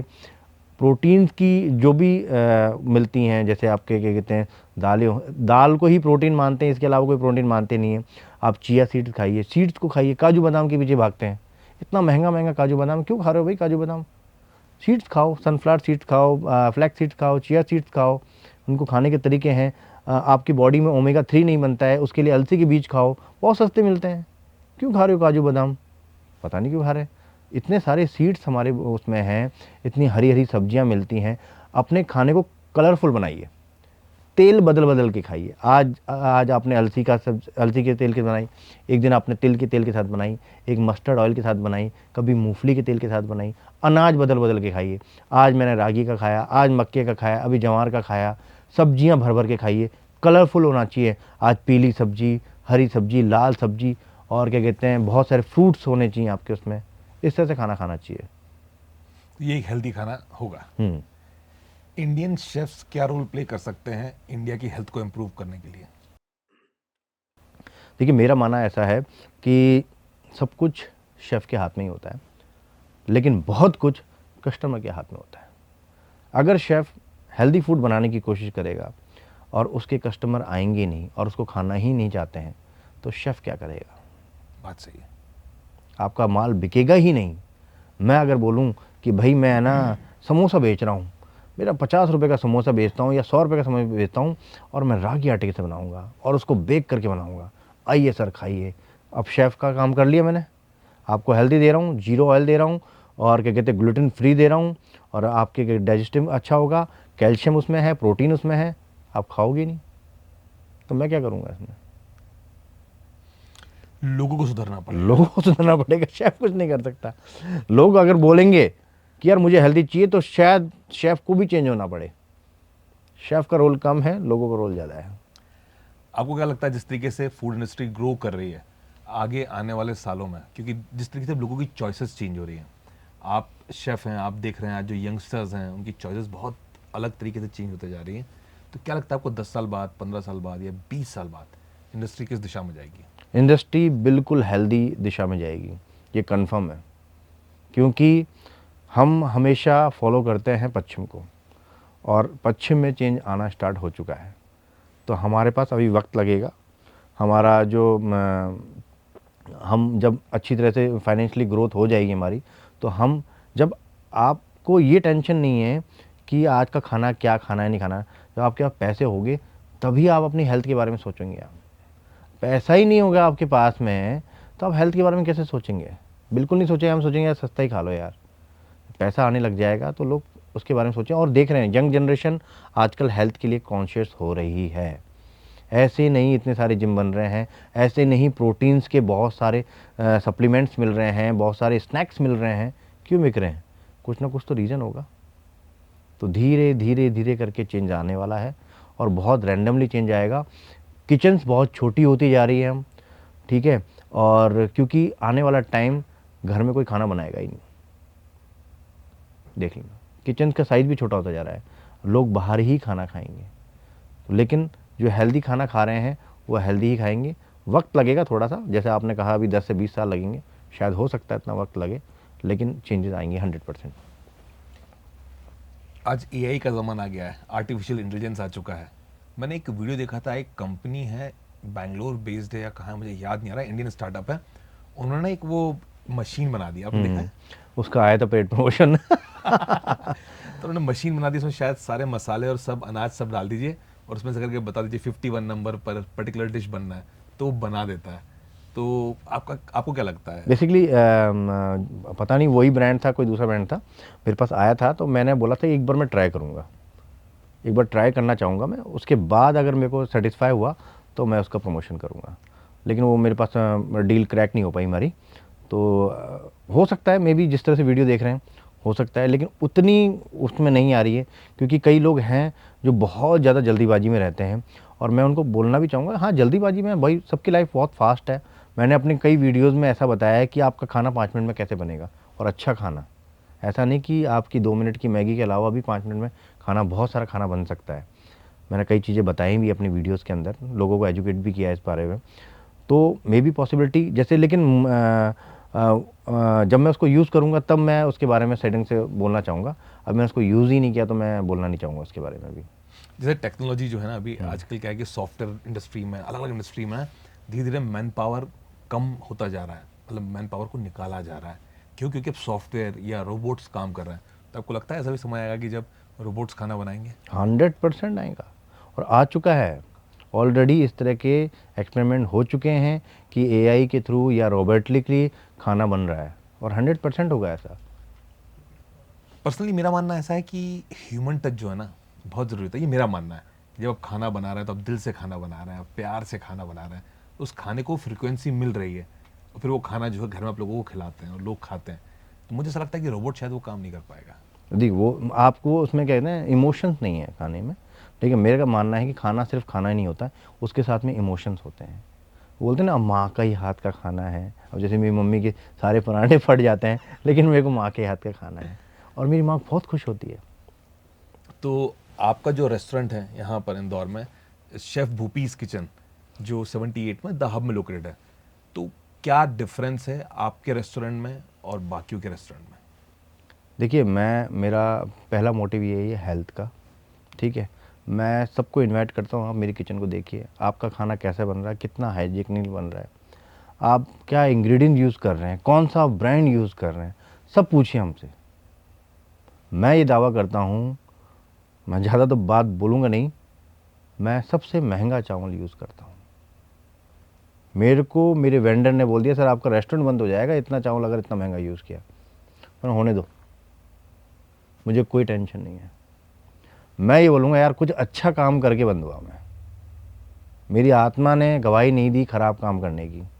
मैंने कोई गंदा तेल यूज़ नहीं किया, मैंने कोई गंदा घी यूज़ नहीं किया, मैंने कोई गंदी दालें यूज़ नहीं करी, ठीक है। जो खाना अगर ख़राब हो गया उसको डिस्कार्ड किया, जो पुराना हो गया उसको डिस्कार्ड किया, ठीक है। मेरी आत्मा बोल रही है कोई बात नहीं, यहाँ नहीं कमाया कहीं और कमा लेंगे, लेकिन काम तो अच्छा ही करेंगे। और मुझे ऐसा लगता है कि इंदौर की जनता थोड़ा सा वक्त लेती है, मुझे ऐसा लगता है, क्योंकि मैं अपने कस्टमर से बात करता हूँ, अपनी ऑडियंस से बात करता हूँ। वैसे अपने कस्टमर्स को कस्टमर नहीं बोलता मैं स्वाद के मित्र बोलता हूँ। तो अपने स्वाद के मित्रों से बात करता हूँ तो वो फीडबैक देते हैं, जैसे कि सर क्या कहते हैं खाने में तो बहुत अच्छा है, सब कुछ अच्छा है, थोड़ी सी जगह थोड़ी कम हो जाती है, तो हम कोशिश कर रहे हैं कि बड़ी जगह में अपना डेवलप करें या दूसरी जगह इसको एक्सटेंड करें, तो वो अभी चल रहा है। लेकिन मेरा ये मानना है कि काम तो हम ऐसे ही करेंगे। हमारा मेन्यू बहुत छोटा है, हमने दुनिया भर की चीज़ें नहीं डाली, हमने चाइनीज नहीं डाल रखा, हमने ये नहीं डाल रखा, हमने वो नहीं डाल। कई लोग बोलते हैं सर ये आपके पास तो है ही नहीं, अब उसकी तरह मेन्यू करो। भाई मैं नहीं दे सकता भाई, मैं उसमें परफेक्ट नहीं बना के दे सकता आपको, क्यों उसके हिसाब से किचन का डिज़ाइन होता है। बनाने को बना दूंगा मैं, उन चीज़ों को पेस्ट करके रख लूँगा, फिर वो टेस्टी चीज़ें, फिर वो फ्रोज़न चीज़ें आपको मिलेगी, तो वो मैं करना नहीं चाहता हूँ। सक्सेस मिलेगी नहीं मिलेगी मुझे इसके बारे में कुछ भी पता नहीं है, ठीक है। मैं कोई भी काम करता हूँ तो मैं इस हिसाब से नहीं करता हूँ कि सक्सेस मिलेगी मिलेगी, मैं अपना 100% देता हूँ। मैं अपने आप से क्वेश्चन जरूर करता हूँ कि भाई मैंने इस सक्सेस के लिए, इसको काम करने के लिए अपना 100% दिया है या नहीं दिया है। अगर दिया है तो मैं अपनी फीट खुद थपड़ा लूँगा, अगर नहीं दिया है तो रात को छत पे जाके अपने चांटे में मार लेता हूँ कि बेटा तूने काम नहीं किया सेटिंग से। मैं ऐसा आदमी हूँ, क्या कहते हैं, मैं अपने आप को भी चांटे मारे में। कभी कभी गुस्सा आया था, भूपेंद्र सही काम नहीं कर रहे हो, तो चांटे लगाया था अपने। सक्सेस का मंत्र क्या है आपके? सक्सेस का मंत्र है फेल हो, बार बार फेल होते रहो। फेल कौन होएगा? जो काम करेगा वही तो फेल होएगा। सही बात। सक्सेस का मंत्र यही है। अब लोग फेल ही नहीं होना चाहते हैं तो क्या करें। आजकल के लोग घबरा जा रहे हैं फेलियर से, 1 फेलियर 2 फेलियर 3 फेलियर, और लोग एकदम से निराश हो जा रहे हैं। अब निराशा क्या है, ये तो ज़िंदगी है, तो काम करना ही पड़ेगा आपको, 100% काम करना पड़ेगा। आप ये मान लो कि भाई कई चीज़ें होती है, जैसे अब मैं बोलता हूँ कि एक सीढ़ी चढ़ रहा हूँ मैं, और सीढ़ी चढ़ते चढ़ते चढ़ते वहाँ पे बंद हो गया, तो मतलब अब तो ज़िंदगी ख़त्म। नहीं, दूसरी सीढ़ी देख लो ना आप। अब वो कोई काम कर रहे हैं, अब आप बोल रहे हो नहीं मैं तो बहुत अच्छा काम कर रहा हूँ, मैं तो बहुत, अरे आप तो बोलोगे अच्छा काम कर रहा हूँ, दूसरों से पूछो, दूसरों की नज़रें भी आप पे होनी चाहिए। कोई अपना क्रिटिकल अपने पास में, निंदक नीरे रखे बोलते हैं ना, हाँ। तो वो भी होना चाहिए। आपको पता भी तो होना चाहिए आप गलत क्या काम कर रहे हो, अपनी गलतियाँ देखते रहो। ज़िंदगी में कभी ऐसा फेज़ आया आपको जब आपको लगा कि यार कुछ हो ही नहीं रहा है, मतलब कहते हैं ना कि असल असफलताओं का दौर, या डार्क फेज़ बोलते हैं अंग्रेज़ी भाषा में, कि जब बड़ा सा निराशा सी महसूस हुई हो कि यार कुछ हो नहीं पा रहा, ऐसा कभी फेज़ आया ज़िंदगी में? 16 साल तक मैंने इंडस्ट्री में काम किया, ठीक है, मुझको वैसा सक्सेस नहीं मिली। 16 साल बहुत लंबा टाइम होता है। बहुत लंबा टाइम। और वो 16 साल में मूल मंत्र क्या था? क्या मंत्र था जो आपको दिन रात जगा के रखता था? देखिए, मुझे ऐसा लगता था कि मैं कुछ गलतियाँ कर रहा हूँ। कुछ होता है, जैसे आप एक तो ना फैमिली फैमिली फैमिली करोगे ना आप, कि मेरी फैमिली, मेरा बच्चा, मेरी बीवी, मेरे माँ बाप, तो फिर आप काम पे ध्यान नहीं दे पाओगे। आप भूल जाओ एक बार सबको, दोस्त को भूल जाओ, रिश्तेदारी को भूल जाओ, आप अपने क्या कहते हैं फैमिली को भूल जाओ एक बार। तो अगर उस फैमिली के लिए ही काम करना है तो शायद आपको सक्सेस मिल सकती है, शायद बोल रहा हूँ, क्योंकि ये इतनी कंपटीशन है। और वैसे कंपटीशन, जैसे अब मैं बोलता हूँ, जैसे कई बोलते हैं कि यार रेस्टोरेंट लाइन में बहुत कंपटीशन है, जीरो कंपटीशन। अच्छा काम कोई कर ही नहीं रहा है, सिर्फ 2% लोग काम कर रहे हैं, वही कमा के खा रहे हैं। सिर्फ इस इंडस्ट्री के अंदर, हमारी इंडस्ट्री के अंदर 2% लोग अच्छा काम करते हैं, सिर्फ 2%। 98 फेल हैं, 98%। कंपटीशन ही नहीं है। आप आज अच्छा खाना खाने जाओ, वाह यार बहुत बढ़िया खाना मिला है, अब एक हफ्ते बाद अरे ये तो खाना ही ख़राब हो गया, बेकार, अब वो टेस्ट नहीं था यार। क्यों? वो शेफ़ चेंज हो गया। अब शेफ़ चेंज हो गया तो तुम्हारा खाना कैसे टेस्ट चेंज हो गया? भाई शेफ़ तो चेंज होता रहेगा। आज क्या कहते हैं सेटिंग से सर्विस नहीं हुई, तो वही है, कंपटीशन जीरो है इस इंडस्ट्री के अंदर। और मेरा भी ऐसा मानना है कि मैंने 16 साल अलग अलग जगह काम किया, मैं बहुत जगह फेल हुआ। मैंने मतलब लगभग 20-25 इंटरव्यू तो मैं ऐसे ही फेल हो जाता था। मेरे को लगता था कि मैं फेलियर ही हूँ। मेरे को इतने इंटरव्यू, इतने ट्रेड टेस्ट में, हमारे ट्रायल्स होते हैं, फूड ट्रायल, बहुत फेल हुआ हूँ मैं। मुझे लगता है मेरे को कुछ आता ही नहीं है, कितना फेल होता हूँ मैं। दूसरों को देखता हूँ कि क्या कहते हैं इतना वो आगे बढ़ गया, वो आगे बढ़ गया, तो मेरे में तो कमियाँ थी, बहुत सारी कमियाँ थी। मेरे कोशिश भी कर रहा था मैं अपने कम्युनिकेशन को सही करने की, अच्छी चीज़ें, अच्छे रेस्टोरेंट होटल में काम करने की, कि बड़े होटल्स में, रेस्टोरेंट में काम करूँगा तो एक अच्छी नॉलेज गेन होएगी। और दूसरा, अगर आप बड़े होटल्स और रेस्टोरेंट में काम करते हो तो आपकी वैल्यू ऐसी बढ़ जाती है। तो कोशिश कर रहा था, फिर धीरे धीरे धीरे करके फिर सफलता भी मिली, फिर एक अच्छी पोजीशन पे भी हम गए। फिर बैठे बैठे एक दिन यूट्यूब देख लिया 2016 में, तो हमारे कोई साथ में काम कर रहे थे, तो उन्होंने वीडियो डाला, मैंने बोला यार ये मैं भी कर सकता हूँ। किसी को पूछा यार मैं टीवी में कैसे आ सकता हूँ संजीव कपूर की तरह? बोला यार तू बहुत ज़्यादा नहीं सोच रहा है? अच्छा। हाँ, नहीं, मैंने बोला यार संजीव कपूर तो नहीं बन पाएंगे, लेकिन उसकी तरह तो कर सकते हैं। बोले यार वो मुंबई जाना पड़ता है, ऑडिशन देने पड़ते हैं, और है ना, बोले यार वो तो अपनी बस की नहीं है यार, पैसा ही नहीं है इतना अपने पास में जयपुर में। बोले यार वो यूट्यूब पे डाल दिया कर तू। ओके। बोले कैसे डालते हैं? फिर ऐसे करके हमने कैसे किसी से सीख के यूट्यूब पे डाल दिया। पहली वीडियो डाली थी, बड़ा खुश था, एडिटिंग भी खुद ने करी थी। तो साथ वाले लोगों ने बोला मज़ा नहीं आया यार, मतलब कि मेरे को आज भी याद है कि एक वाक़या आपको सुनाना पसंद करूँगा मैं, कि मेरे कितने थे, 200-300 सब्सक्राइबर थे उस टाइम। तो मैं ऐसे लोगों के फ़ोन, लाओ फ़ोन दो सब्सक्राइब, लाओ फ़ोन दो सब्सक्राइब, ऐसे करता था। तो ऐसे ही करके मैंने किसी भी, अपना कलीग था या पता नहीं सीनियर था, या तो कलीग था या कोई सीनियर थे मेरे, तो मैंने उनको बोला कि कहते हैं सर आपने वो वीडियो देखी मेरी? वो मैंने डाली। कौन सी वीडियो? अरे वो डाली थी ना कल। अरे मेरे पास तो नहीं आई। अच्छा दिखाओ मोबाइल दिखाओ। तो मैंने उसमें अपना सर्च डाला, तो उन्हें अनसब्सक्राइब किया हुआ था। ओके। तो मैंने तो आपने आंसर, अरे वो बच्चे ने कर दिया होगा। मैंने अच्छा, तो मतलब कि सब्सक्राइब करने में भी लोगों, इतना फॉलो करने में भी इतना वो करते थे कि मतलब कि, और एक था क्या कहते हैं, वो बहुत मजाक उड़ाता था। एक मेरा जूनियर ही था, मतलब साथ का ही था, जूनियर नहीं था, साथ का था, नाम नहीं लूँगा अभी चिढ़ जाएगा। वो बोलता था, हाँ वो भी है, कितनी वीडियो बन गई, कितने लाख कमा लिए हैं। और क्या कहते हैं, मेरे घर पे मेरी वाइफ बोलती थी कि ऑफ ख़राब कर देते हो, सारे दिन भर वीडियो बनाते रहते हो, एक तो ऑफ मिलता है उसमें वीडियो बना रहे हो। मैं तो एडिटिंग टेबल पे रात को बैठे बैठे सो जाता था, ऐसे हुआ था। तो मतलब जब तक आपको सफलता नहीं मिलेंगी, आपका इतना मजाक उड़ाएंगे ना, बस वही अपन के साथ अपने पास पकड़ के रखो। अच्छा। नहीं, किसी को जवाब नहीं देना है, किसी को भी, ठीक है, क्योंकि लोग बेवकूफ़ हैं। मैं बता रहा हूँ आपको, जो आपको इस तरह से बोलते हैं उनको नॉलेज नहीं है, नॉलेज की कमी है उनके पास में, उनको पता नहीं है।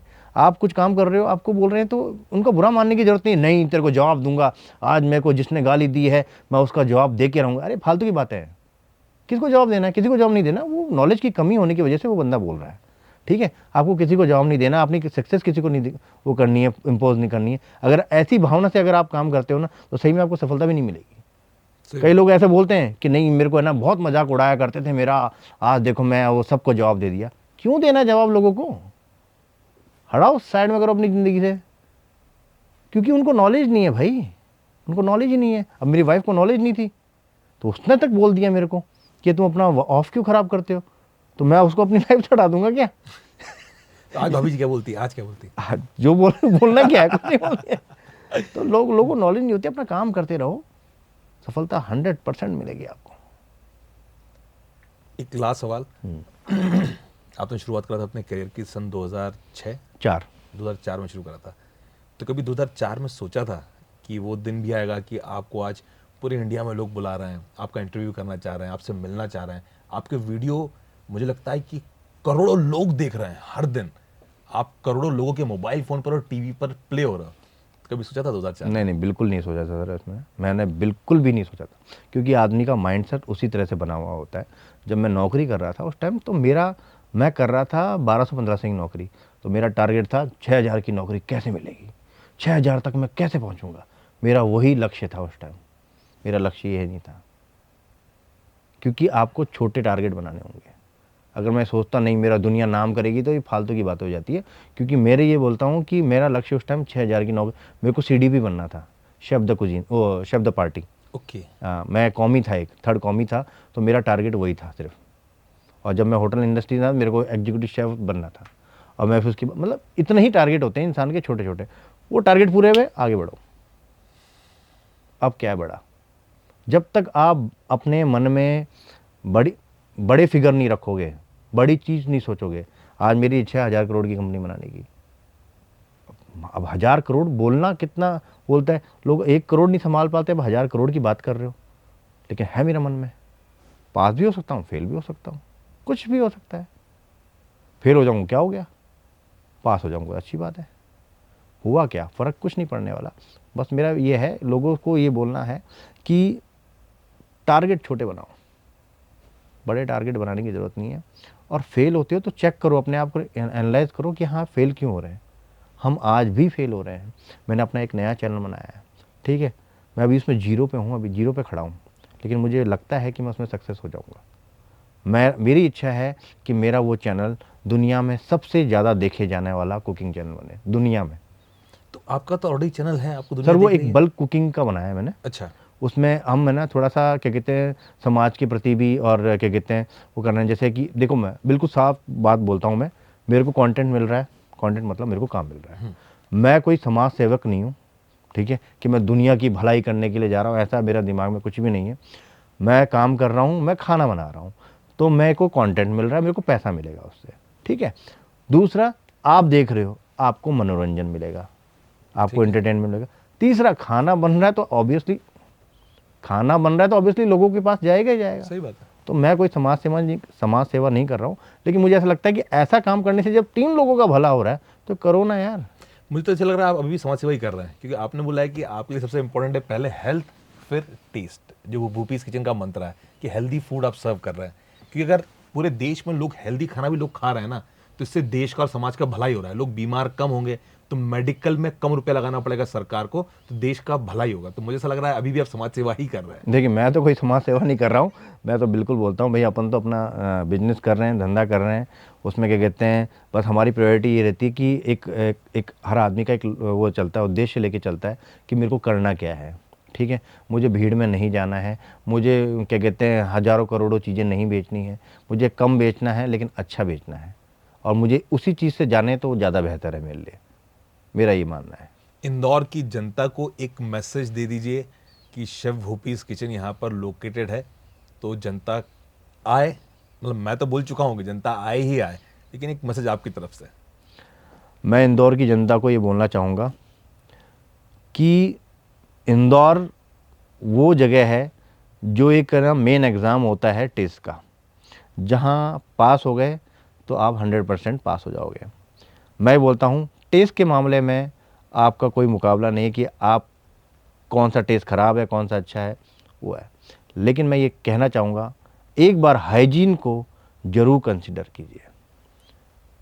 कीजिए। ज़रूरी नहीं है कि जो सस्ता खाना दे रहा है वो अच्छी हाइजीन नहीं रख रहा होगा, ऐसा कुछ नहीं है। और ये भी ज़रूरी नहीं है कि जो महंगा खाना दे रहा है तो पूरी हाइजीन फॉलो कर रहा हो, ऐसा भी ज़रूरी नहीं है। आप चेक कीजिए, आपका खाना है, और एक बार शेफ भूपीज़ किचन में आके देखिए, अपना खाना चेक कीजिए, अपने ब्रांड देखिए, कौन सा ब्रांड हम यूज़ करते हैं, कौन सा तेल यूज़ करते हैं, कौन सा चावल यूज़ करते हैं, हर चीज़ को पूछिए आपका खाना कैसे बन रहा है। टेस्ट 19-20 हो सकता है लेकिन हाइजीन हमेशा 20 ही रहेगी, इस बात की मैं गारंटी देता हूँ। मैं कह रहा हूँ आपको, टेस्ट 21 से 21, 19-20 ये तो इनका बड़प्पन है। ये बहुत सरल आदमी तो बोल दिया कि टेस्ट 19-20 हो जाएगा। टेस्ट इनका भाई साहब 21 मिलेगा आपको, और हाइजीन आपको मिलेगी 23। लेकिन मैं ये इंश्योर करूंगा मैं आपसे रेगुलरली मिलता रहूं। आप जब इंदौर आए या मैं जयपुर आपके पास में आपसे आकर के मिलूं, आपसे मिलना अपने आप में एक अनुभव है, एक एक्सपीरियंस है आपसे मिलना। और इतने सालों का जो एक्सपीरियंस है आपका फूड इंडस्ट्री का, आपके जीवन का जो संघर्ष है, उसको जान के ना एक तरीके का एक जोश आया मुझे। एक तरीके का ऐसा लगा कि वापस से मुझे कुछ पैरामीटर्स मेरे रीसेट करने पड़ेंगे वापस से मेरे लाइफ के अंदर, क्योंकि आपकी कहानी जो है इंस्पिरेशनल कहानी है, अद्भुत कहानी है, और आप इंसान बहुत ज़बरदस्त इंसान है। आप जो कहते हैं कि मैं समाज सेवा नहीं कर रहा हूं, लेकिन आपने उद्देश्य अपना ऐसा बनाया हुआ है कि उससे ऑटोमेटिकली समाज सेवा भी हो रही है। तो सर, आप जैसे लोगों की ज़रूरत है इस देश को, जो इस देश को एक बेहतर खाना, बेहतर स्वास्थ्य दे सके और बेहतर सोच दे सके। एक चीज़ मैं ऐड करूँगा लास्ट में, प्लीज।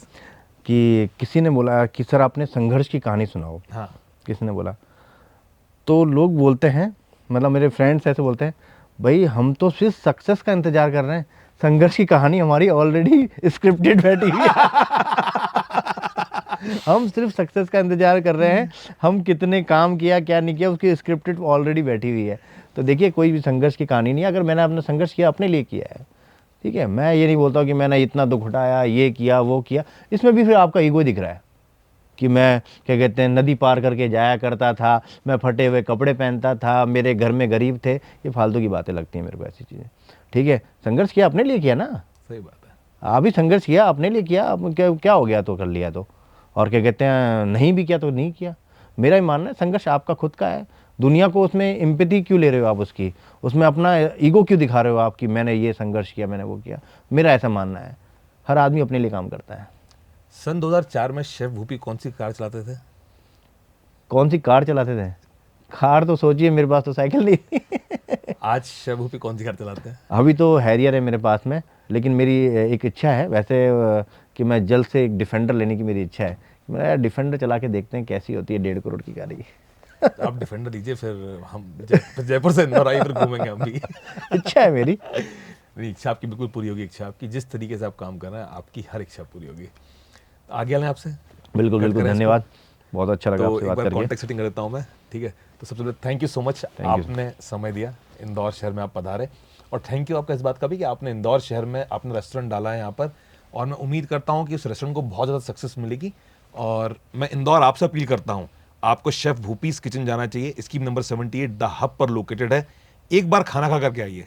ये इसलिए नहीं बोल रहा हूँ ये प्रमोशन है, वाकई में स्वाद, हाइजीन, क्वालिटी जो ये मेंटेन कर रहे हैं, इंदौर में बहुत कम लोग होंगे वो मेंटेन कर रहे होंगे।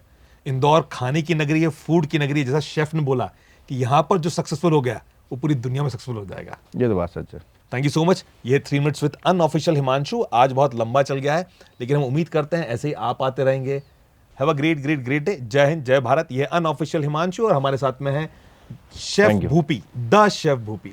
Thank you. Thank you.